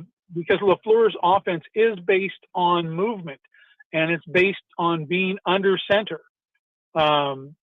And when you don't have a quarterback that can go under center and do the play action, all that does is let guys pin their ears back and rush. And the rushers in the league this year, I mean, they're just too good. You can't just hold up the sign that says go, and let the guys come. So Willis is my guy. I hope that they're smart enough to play him. And with any luck, we win. Because they're A, not used to playing outside, and B, if it is raining, that is a definite plus for Green Bay, because those guys play in the dome, and that's where they love to play. That's where they play their best, and that's where their track, Alan St. Ra and his track moves. Yeah, that's where they work the best. Out on a slippery grass field that they're not used to being outside with the weather, Green Bay has a tremendous chance to win this. So I would agree with everything you just said, Tim, and happy Halloween. I appreciate your calls always. So Detroit's schedule so far, they played at SoFi, home against Tampa, at Arizona, and home against Seattle. So Boomer, who texted in earlier, is like, how do you play all these games? Well, it's luck, right? It's a little bit of luck because the Lions play at home. So there's half of your games already who are at home, but you got to consider their home games, right? What stadiums are they avoiding going to by playing at home? Well, they travel to LA, but LA plays in a dome. They host Tampa Bay, they host Seattle, they host Tennessee. All three of those teams play outside. So they avoid going to those stadiums that are outdoors because those are the home games that they get. They go to Arizona. It's a dome. They go to Dallas. They go to Minnesota so far, and they'll host Minnesota, but that game will also be inside, right? So it's a little bit of luck. They go to Houston. That'll be in a dome. They go to Indy. That'll be in a dome. Well, they play Jacksonville outside, but they host that game. So it'll be a Ford Field. That'll be inside, right? I think Jared Goff can hold his own in outdoor conditions that are temperate. Like if it's 60, 65 degrees, sunny, you throw some wind into the mix, throw some rain into the mix, or a little bit of both into the mix, a little colder, like it's supposed to be 55 and rainy on Sunday. Could be prime conditions for Jared Goff to fumble once or twice, prime conditions for him to throw a couple balls up into harm's way, right? That's what we're hoping for at least. But if the conditions are slippery, that's great. Right, that puts more pressure. I think that's very much an adverse situation for Jared Goff, but also now I'm worried about Jordan Love's groin. Let's take a 3-minute break. We'll continue talking about all these things next. This is the Wisco Sports Show with Grant Bills on the Wisconsin Sports Zone Radio Network.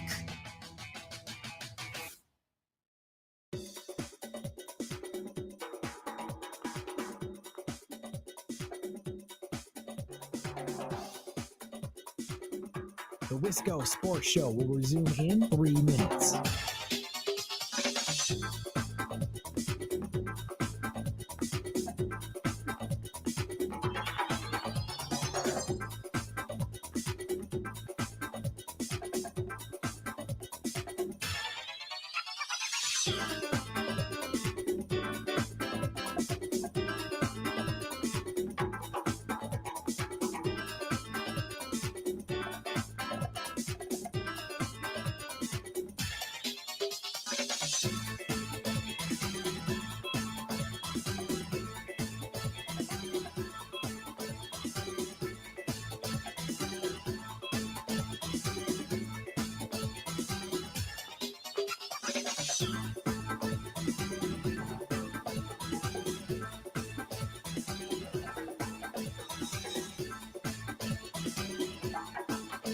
The Wisco Sports Show will resume in 2 minutes.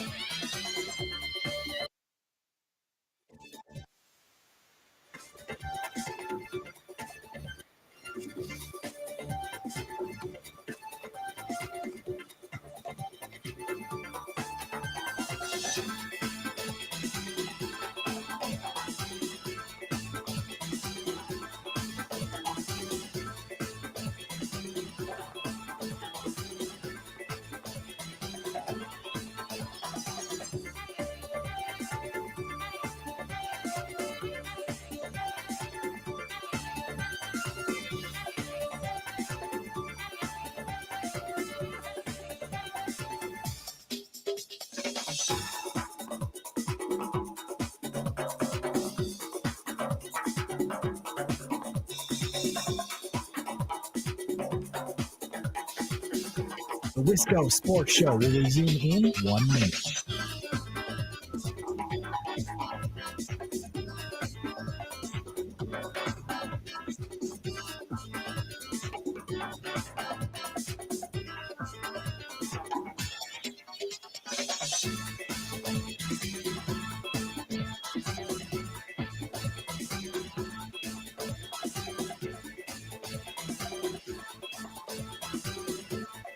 The Wisco Sports Show will resume in 30 seconds.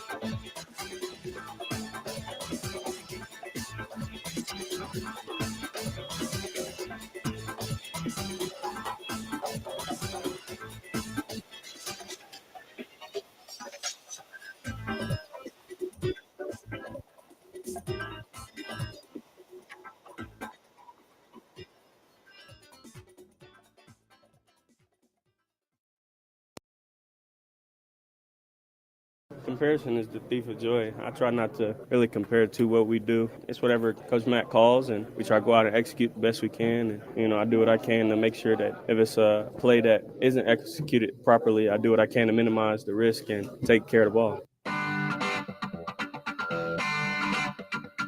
That's Malik Willis from yesterday. Asked, how will a game plan for Jordan Love compare to a game plan for him? And Malik Willis has a pretty good perspective. It really has. I've really been impressed listening to him talk, and I wonder how much of that, if any of that, factored into Brian Gutekunst's decision to acquire him. I don't know how much they knew about Malik Willis as a person, as a game. I'm sure they scouted him in the draft. I'm sure they were all over him. He seems like Deshaun Kaiser 2.0, not like toolsy quarterback. Not really sure what to do with him. Going to be available in the second or third round, end of the first round, right? Like classic Packers quarterback to get enamored with. But his personality, very conducive, I think, for a player in his position who was traded away by the team that drafted him, thrust into service with a new team, kind of had a lot thrown at him all at once. Got a text here from Dave from Monona. It says, we need a bachelor for Grant's radio show. We need a bachelor at the game for Grant's radio show. I'm not sure exactly what you mean, Dave. I would do it. We should do an Amazing Race type of thing. Pit some callers against each other, or maybe even a trivia contest. They do music trivia in the morning. Scott puts it together. Let's pit Eric on I-90 versus, I don't know, Eric on I-90 versus Darnell the Chump. Why not? Pit them together. Thursday Night Football tonight. Who was it? Was it Darnell last night who was pointing out that this seems like the type of game that the Jets would finally win? Now, we made our picks earlier on Bill's show, and Bill took the Jets. I want to take the Jets. I can't bring myself to take the Jets. I can't do it. And Bill's point was, well, if they don't win tonight, like they don't even have their season. It's not even about playoff contention. Like they don't have a serious season left, which is true. Like the Jets need this game as bad as any team has ever needed a game. They've lost what, 5 in a row now? They haven't won in forever. The problem is we've been able to say the same thing the last 3 or 4 weeks. It's like, man, got to have this one, right? Got to beat the Patriots or got to beat the Broncos or got to be like, and they've lost all of these games. So how many times can we say, well, this is the one they'll win? They need it. They need it. Well, they've needed all of these games. Rick comments on the live stream, Jets lose by 13. Yeah, I kind of agree. This team just isn't very good. And the Jets are a great reminder that winning in the NFL is about a lot more than just having talent. I think the Jets have some nice talent. They were talked about like they're an all-star team, and I never really bought into that. It's like, okay, so they have some pretty good defensive players. They have Garrett Wilson and Breece Hall, right? Is that really that much different from how the Bears feel about DJ Moore and DeAndre Swift? Is that really that different from how the Vikings feel about Justin? Right? Like half of the teams in the league can claim that they have a number 1 wide receiver and running back as good or better than what the Jets have. Right? Like it takes a lot more than, well, we like our number 1 receiver, we like our running back. Okay, well, what if one gets hurt? You don't have an offense. And Lazard actually is a number 3, number 4 now with Devontae Adams. There makes sense. Like, okay, that's fine. But now he's on IR. They put him on IR today. Which, the thing about Allen Lazard, sneaky part of his game, really since the beginning, kind of injury prone. Gets beat up a lot. And he did, and I remember in Aaron Rodgers' MVP year, the year they beat the Saints in the Superdome, was that 19 or was that 20? When Allen Lazard made that great catch deep down the field and then he fell on the ball. I think that was 2020. I think that was Aaron Rodgers' third of 4 MVP seasons. So his second season under Matt LaFleur. Allen Lazard fell on the ball in that deep shot. I think it was a core injury or a chest injury. Sneaky part of Allen Lazard the last couple of years. Sneaky underrated part of his game. Kind of injury prone. 608-321-1670. If you have any thoughts on Packers Lions, anything else that we've discussed, wide open phone line so I can get you in and out quick, and I'll have to because we got Mike Clemens coming up at 5:35, but plenty of phone lines open if you want to grab them. I was playing that cut from Josh Jacobs before we take that last break. Let me play that one more time. Kind of builds on what Mike Renner was saying when he was here at 4:30. The difference between Jordan Love and Malik Willis under center and the different looks that the defense gives the Packers based on the quarterback that's on the field. This is Josh Jacobs. Comparison is the thief of joy. I try not to really compare it to what we do. It's whatever Coach Matt calls, and we try to go out and execute the best we can. And, I do what I can to make sure that if it's a play that isn't executed properly, I do what I can to minimize the risk and take care of the ball. So as I was saying, that was Malik Willis. Why did it take me half of that cut? This is the Josh Jacobs cut that I want to play. I feel like they play a little bit more honest when Malik is in because they kind of fear his legs. He can move. So they kind of play a little bit more honest when he's in. Malik Willis against this Lions defensive line in this pass rush, they're all space eaters. They're all big boys. Aleem McNeil, right? Those guys, those types. Without Hutchinson, they don't have an athlete out on the edge. They don't have a guy that can fly around and run down someone like Malik Willis. Now, if Jordan Love's in the pocket, he's a sitting duck for massive interior edge rushers. They better feel that Jordan Love is really healthy if they're going to put him out there on Sunday. That's all I got to say. Jordan Love better be in great shape. That injury better be all the way in the rearview mirror if they're going to put him out against this Lions team on Sunday. And the upcoming bye's got nothing to do with it. It's a matter of preserving Jordan Love's health and a matter of winning this game. Like, if Jordan Love can't line up under center and he's a sitting duck for this Detroit Lions pass rush, which is kind of limited to big interior rushers, doesn't Malik Willis actually give them a good chance, if maybe if not an equal or better chance to win this game? And I don't think Malik Willis is some superstar. I certainly don't think there's a quarterback competition, but when one player is injured, you got to take that into account. Does that make sense?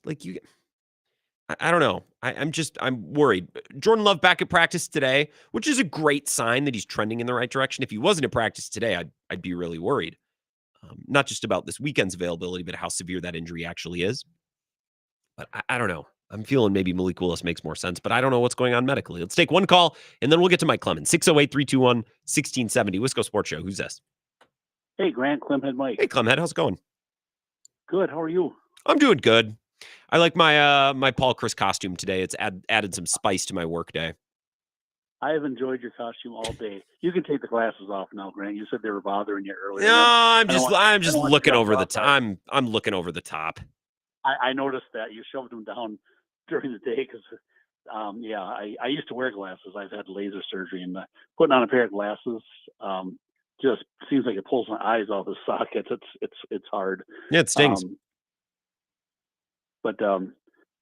I just wanted to tell you, I got my 77-inch TV set up today, and you are huge. You're bigger than life, man. You look good. I'm larger on the screen than I am in real life, probably on a 77 inches. Holy buckets. Yeah, my wife wanted 85. This thing's massive. I'm glad I settled for this. That's enough television for you two, it sounds like. Yeah. Yeah. I'm the reason I called. I want to see the Jets do well tonight. I know Aaron Rodgers is a douche, and but I still, every time I watch him play, I still root for him. I don't know why, but he's still a bit of our goof, and we kind of raise him, and I feel a little bit responsible for him. I know he's kind of a dink, and he probably wouldn't pee on my head if my face was on fire, but I still root for the guy, even though I wouldn't want him back. But I'm rooting for the Jets tonight. I'm gonna root for him big time tonight. So I think I will too, and I want them to have a legitimate season. Like, at this point, would this be 6 straight losses tonight? I appreciate the call, Clemhead. Be 6 straight losses. I want them to have somewhat of a legitimate season. I want to be able to follow their season. If they lose tonight, it's just like, okay, well, we're waiting for week 17 now. It's kind of depressing. Let's talk with Mike Clemens about this. Get the latest from what went down in Green Bay today. Coordinator spoke, got some injury updates, a lot of important things to get to. Mike will come on and join us next. This is the Wisco Sports Show with Grant Bills on the Wisconsin Sports Zone Radio Network.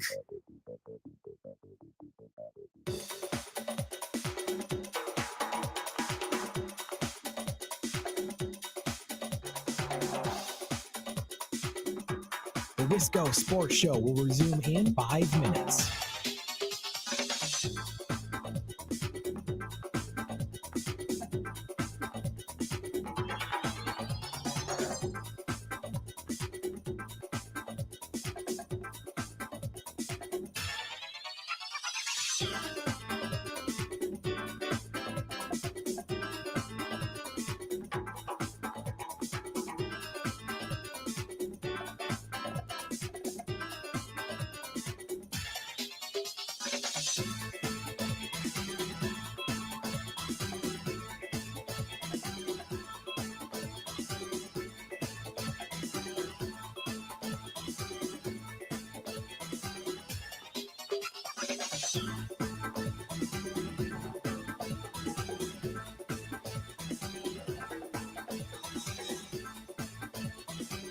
The Wisco Sports Show will resume in 4 minutes.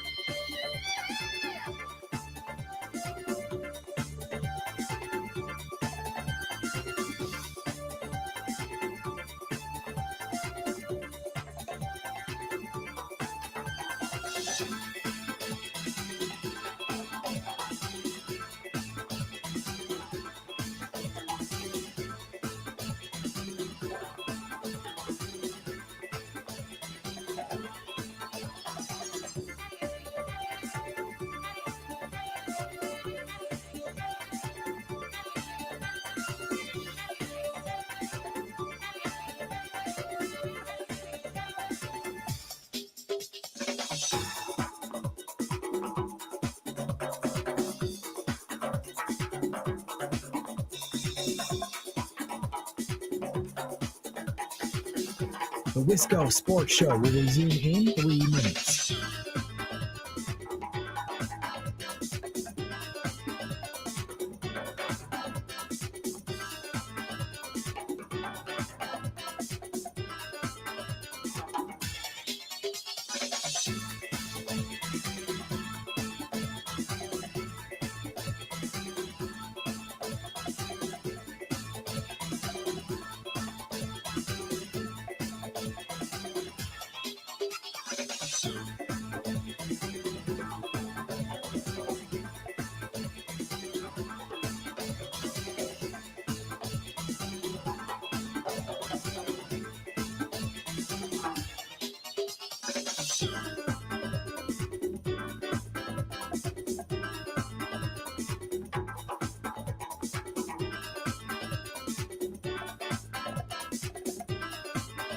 The Wisco Sports Show will resume in 2 minutes.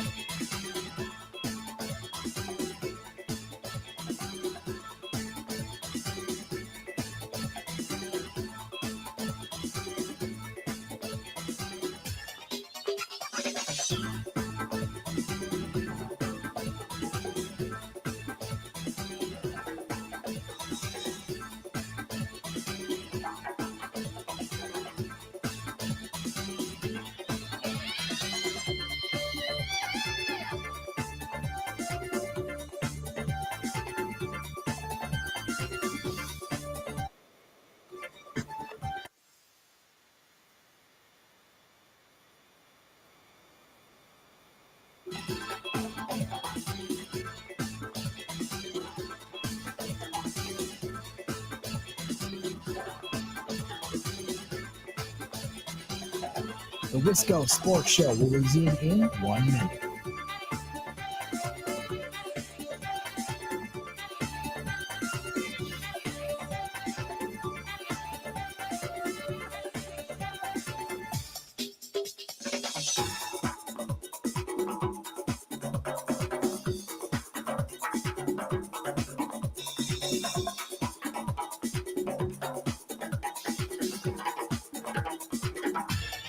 The Wisco Sports Show will resume in 30 seconds.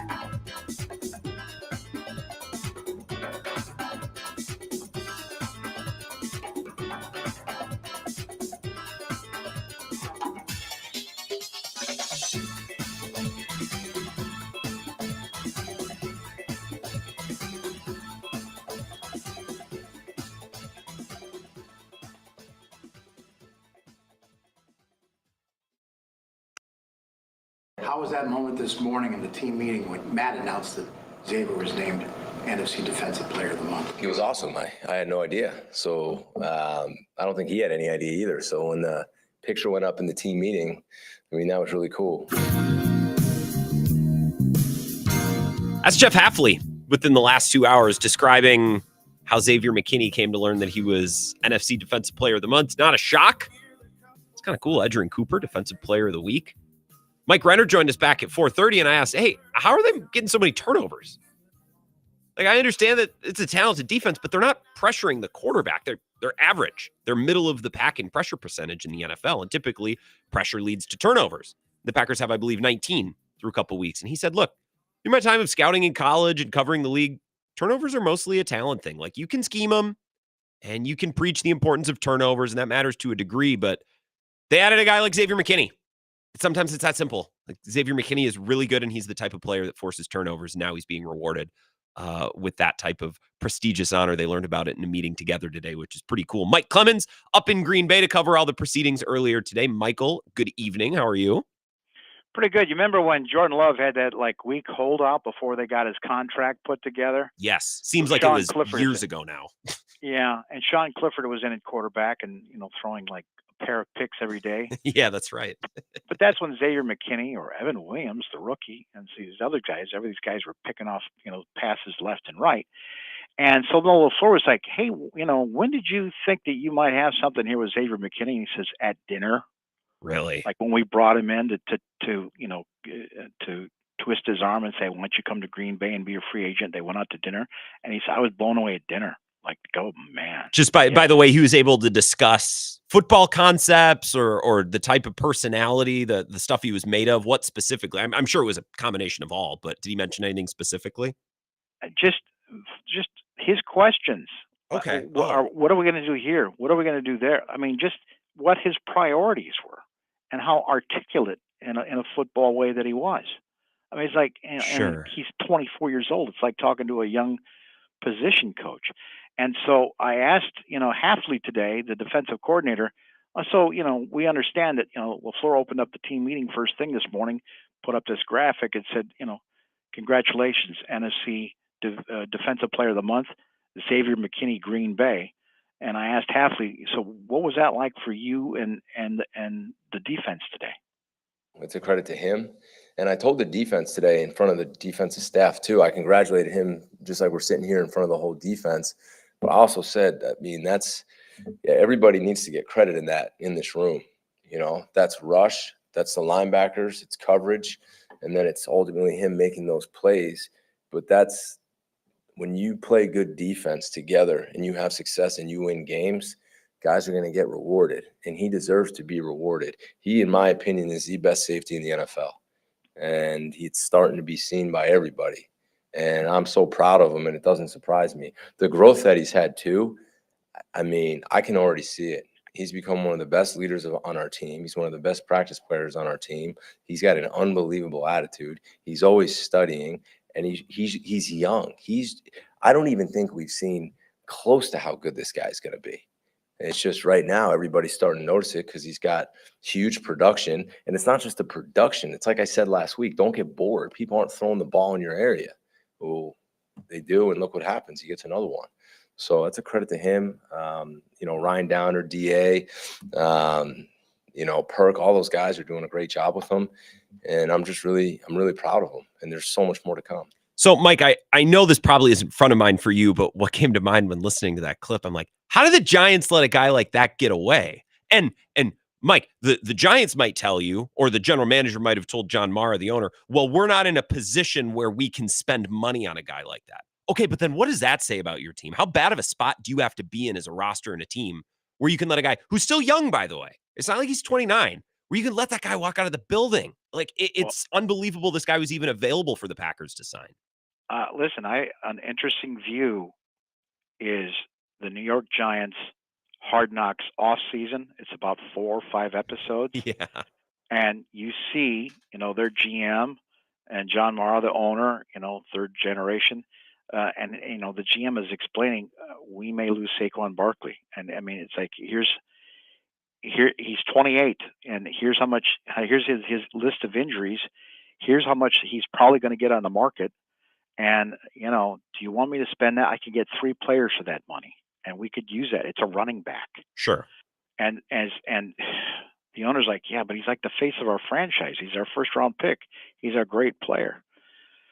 Well, just as long as he doesn't go to Philadelphia, okay?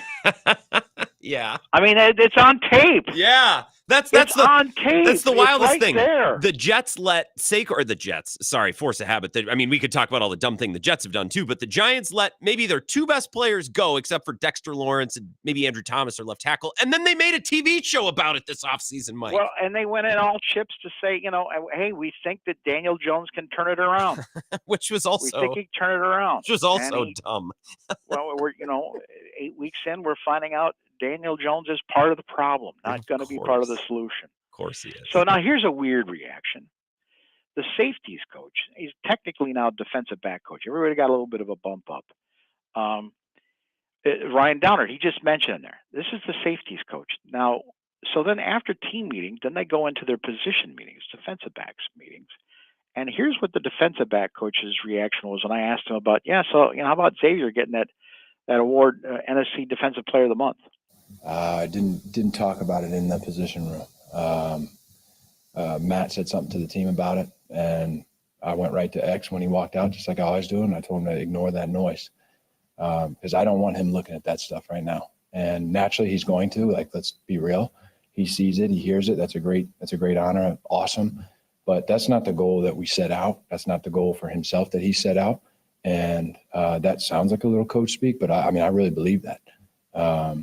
People say stuff to me about it. My wife sent me the graphic today, and I said, she knows in our house. And so I go right to X. I say, you stop listening to that stuff because they don't validate who he is, and he's got much more to accomplish. So he probably thinks I'm a little bit of a prick. Am I allowed to say prick? Sorry. Yeah, you're right. But that's the approach he's got to have. Oh my God, am I allowed to say that? Let me say it twice. You know what that made me think of, Mike? He's serious. He's not laughing, or at least he didn't sound like. It made me think of when Nick Saban went on that rant about rat poison. That stuff's rat poison. I want it out of my locker room. He sounded pretty serious there. He wasn't playing. Yeah. That's what I'm saying. Playing. Talk about tough love, right? Yeah, I mean, he's not wrong, but typically coaches, they approach it a little bit more delicately. Man, so happy for him, so proud for him, but he knows that's not the ultimate goal. There's not even the lip service there. He's like, I don't want him looking at that. So it was a long, dragged out practice today. But LaFleur made him practice. It was like a car wash. It was a heavy, cold rain downpour. We were getting soaked watching on the sidelines.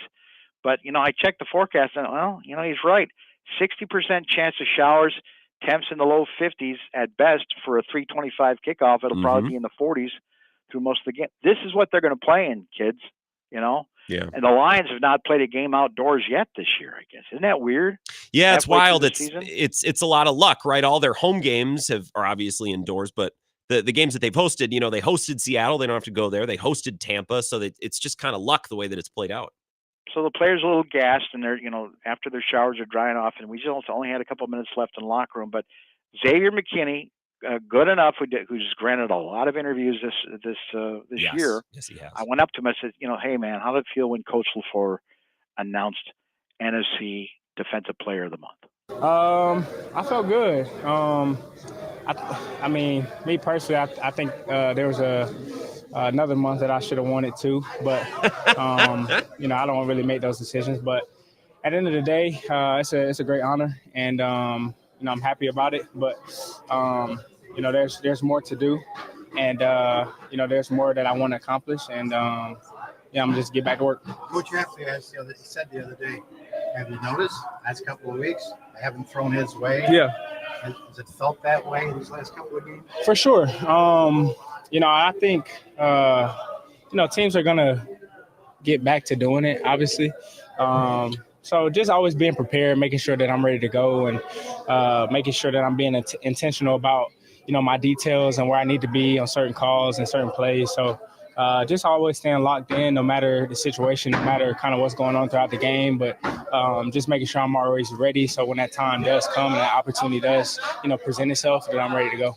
Most players would say that second part of the answer, Mike. I just, as a safety, I need to remain ready so when the ball comes my way. But, down the stretch last year, how many opportunities did they have either at linebacker or at corner or safety where interceptions hit guys right at the hands and they, for whatever reason, they weren't ready or they weren't there to make the plays? Xavier McKinney really hasn't missed any opportunities that have come his way this year. And Jair got suspended, in between bouts with injuries. Yeah. Jair Alexander did not practice today, did not participate. He's got a knee injury. Corey Ballantyne, who Hafley threw out there as a starter, I think that was against the game against the Vikings, and then in the first drive he gave up that touchdown. Yeah. And he got benched, and so they kicked out Keyshawn Nixon on the corner. We just learned this afternoon after talking to some of the defensive back coaches that even though going into the season you'd think, okay, Jair and Alex Stokes on the corners and Keyshawn Nixon for his second year playing the slot, playing the nickel back. And we got this, this free agent safety, and then we'll have a competition for who's going to be the other safety. we're set. We're set. Well, we found out that Keyshawn Nixon at some point went to the defensive back coach, this Derek Ansley. He's the pass coordinator in from the Rams, and said, if there's an opportunity, I'd like to go out to corner. Yeah. Does that mean he thinks he could either secure a job or get a better contract or live up to his contract or play in the corner? And so he kind of lobbied for it, and that's one of the reasons I think that all right, let's put you out there. And he's pretty much been holding down that job. Well, so yeah, Carrington Valentine he's barely played at all this year, Mike. He's barely played at all. No, and he played a lot last year, but he's had two different kinds of injuries, so he's kind of been in and out because of injury.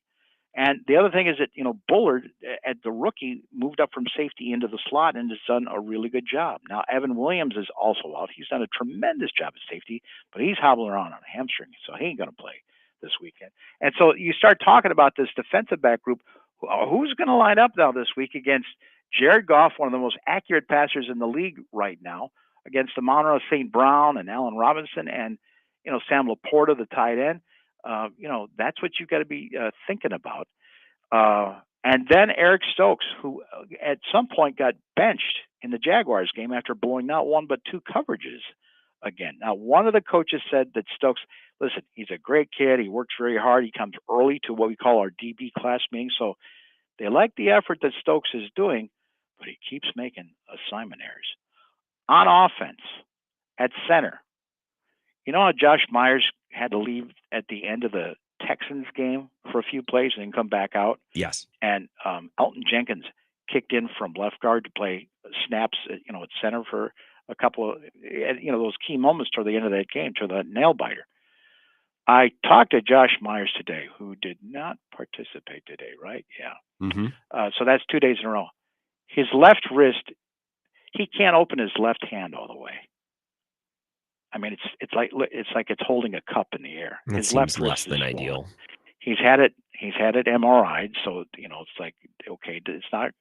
I guess it's not going to require surgery, but can he really snap the ball like that? He uses his right hand to snap, but this is his left hand.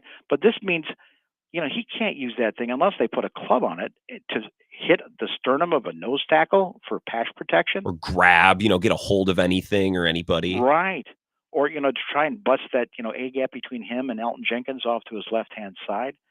And again, like I've been talking to Bill this week too, the starting five, Rasheed Walker, your left tackle, now he's got a little bit of a knee situation. Elton Jenkins, who's still sort of coming back from an ACL from a couple of years ago. They're seemingly fine with giving him some rest too. He misses some practices, and he might be banged up, Mike. But am I reading that correctly? That Elton Jenkins, they just trust him to give him a day off here and there when he seems to need one. Yeah, okay. That's veterans rest. Sure. 5-6 years in the league. Right? Hardly a veteran, but a veteran for this team. You know what I mean? Like, different than Mercedes Lewis getting veteran rest. You're right. It's funny. Right guard, Sean Ryan is now holding down that job. The rookie Jordan Morgan, he's still learning. Okay, great athlete, but he might be your first choice at guard. But after that, after Zach Tom, if one of these tackles has to leave the game, like Rasheed Walker, your left tackle, with this knee injury, who's going to play left tackle? And they're going to be moving guys around. Elton Jenkins. And if Myers can't play center, is Elton going to go back over center? And then they'll bring in Jordan Morgan. So, that means that you're now talking about Kadeem Telford, 6'7", 1-year player. He might be in there at tackle, maybe guard. I guess Morgan, if he's healthy and available. But they've only been repping him like they think of as maybe a tackle in the future, but they've only been repping him at right guard alongside with Sean Ryan, right? You mentioned veterans. They did bring in a veteran in free agency from the Eagles and Titans, Andre Dillard, except he was once again a healthy scratch for the Jaguars game. A healthy scratch. I mean, this dude is he's come to Green Bay and collecting a check so far. Well, and I can't imagine he's complaining. He's like, all right, if you need me, right, if one of these tackles goes down, I'll be here. It's not a bad gig, I guess. I don't, it's not like he's exactly blown away Adam Stanovich's offensive staff. Yeah, I mean, they've got two kids in there, active, and Dillard inactive, healthy scratch again. So just to me, a little bit short. You get one or two guys down on the offensive line, it's going to get tricky quickly there. Yeah. Well, and I guess the silver lining is now without Aiden Hutchinson, the strength of this Detroit pass rush is James Houston, Aleem McNeil, DJ Reader. These are big bodies in the middle. And I feel pretty good about the depth of their interior line. And maybe none of them are elite, but I think Sean Ryan, Jacob Monk in the future, maybe they have depth on the interior. The exteriors where they're left wanting a little bit. But now without Hutchinson, I'm less concerned about that perimeter edge rush against Detroit, at least for this Sunday. And the other thing is this: a year ago at this time, this young Packers team was 3-5. Yeah, they're 6-2. Last year, they shocked the world by beating the Lions at Ford Field on Thanksgiving. Then they went out and beat the Kansas City Chiefs on a rainy night at Lambeau. And then they went and kicked the Dallas Cowboys' butt there in Jerry World. And this year, I would say so far, they're finding ways to win football games in the last 2 minutes. So you add that up, and even though one of the coaches called the Detroit Lions probably the best offense in the NFL right now, yeah, and the challenge that they've got against this team because of Jared Goff at quarterback, I still think Matt LaFleur and his guys can draw up some sort of a game plan to make this game go through 4 quarters and not a blowout like the Lions have had the last month or so. I'm looking forward to it. We'll look forward to hearing your coverage. We'll wrap up the week with you tomorrow afternoon on the Bill Michaels Show, and then we'll listen to your coverage and follow your coverage on Sunday. This should be a huge game and probably at the perfect time going into the bye for a team that's a little nicked up, Mike. Thank you for the time. Absolutely, yep. It always comes along seemingly at the right time. Yeah, I appreciate it. You have a good one, Mike. Thanks, Grant. Yeah, thank you. And I suppose most teams could say, it's football. Everyone's banged up. You could use a bye week every week. Although, the Packers were exceptionally healthy going into last week's game. Corey Ballantyne didn't practice on Friday. That was it. So they were probably due for a couple of injuries. A couple of guys might miss Sunday's game, but it doesn't seem like Evan Williams will be long-term. Who knows with Jair, but the MRI didn't give us anything conclusive, so you hope that it's not long-term. And Jordan Love, there's real optimism, or at least that's what's being reported, but I remember that being reported, a week or two before he came back from his MCL earlier this season. So we'll see. Let's take a 3-minute break. We'll wrap up the Wisco Sports Show. Thorson and Heilprin on the horizon coming up at 6 o'clock. By the way, oh my goodness, did you hear Zach and Jesse with Greg Gard? I got to listen to a little bit of it earlier. I'm looking forward to listening to the rest on my drive home. So you'll hear a little bit of that. And I'm sure breakdown from the opener, quote unquote, the scrimmage last night, hosting UW River Falls. Ebo and Zach coming up at 6 o'clock. A lot more coming up next. This is the Wisco Sports Show with Grant Bills on the Wisconsin Sports Zone Radio Network.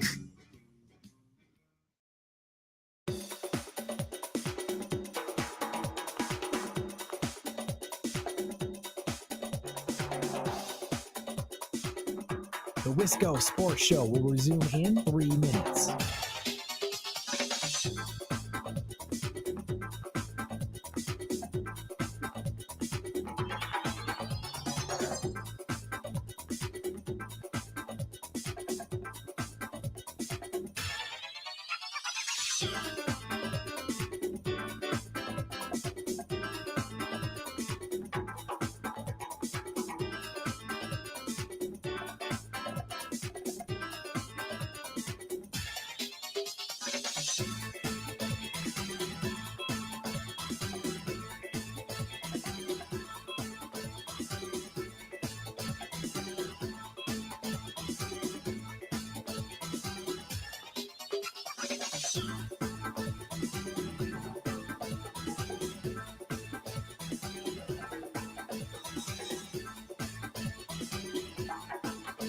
The Wisco Sports Show will resume in 2 minutes.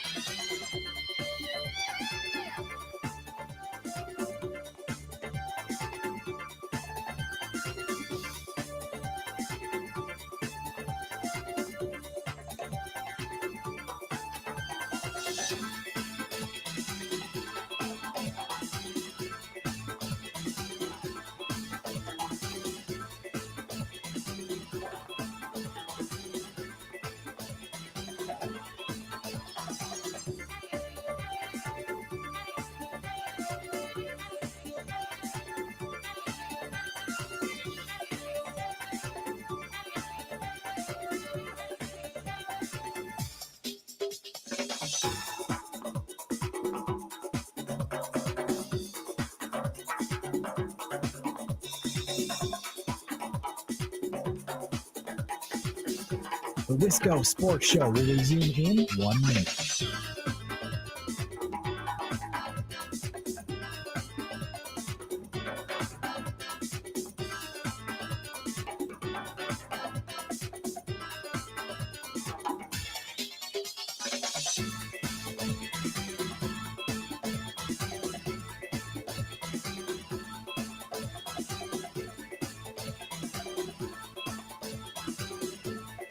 The Wisco Sports Show will resume in 30 seconds.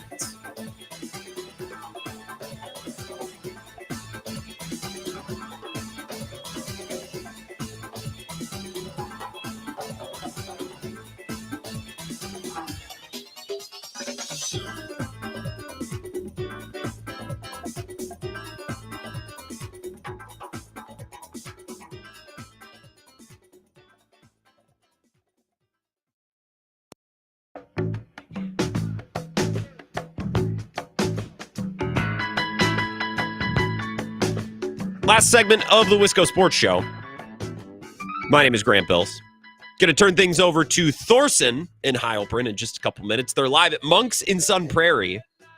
And I'm jealous that they're at Monk's in Sun Prairie because happy hours going on, food and drink specials. It's the perfect place to watch Thursday night football. I kind of want to see the Jets win a game. I mean, I think we're past the point of no return for their season. I think their season's cooked. I think they're done. And even if they were to win tonight, okay, what? They're 3-6. And then maybe Aaron Rodgers go to the podium and say, hey, we've been here before. I know what it takes. I know a little something about running the table. Maybe. It just seems like they're cooked, which is a bummer. I didn't really believe in this team as a legit contender, but I thought they'd at least be in the mix into the month of November. I didn't think their season would be effectively over by Halloween, but that's seemingly where we are. I kind of want to see them get a big win, so I'll be pulling for the Jets tonight. And of course, the Bucs are back in action. And I don't know about you Bucs fans. I'd certainly appreciate the Bucs coming out and giving us a really nice effort, a confident win, lots of smiles, lots of happiness, given some of the reporting or some of the speculation that took place on the internet, if you buy into such things. So I would like for the Bucs and Giannis most specifically to quiet some of that. I assume he's interested in quieting it, so I'd like to see that. Thorson and Heilbronn coming up in 2 minutes. Talk to the rest of you tomorrow. Never miss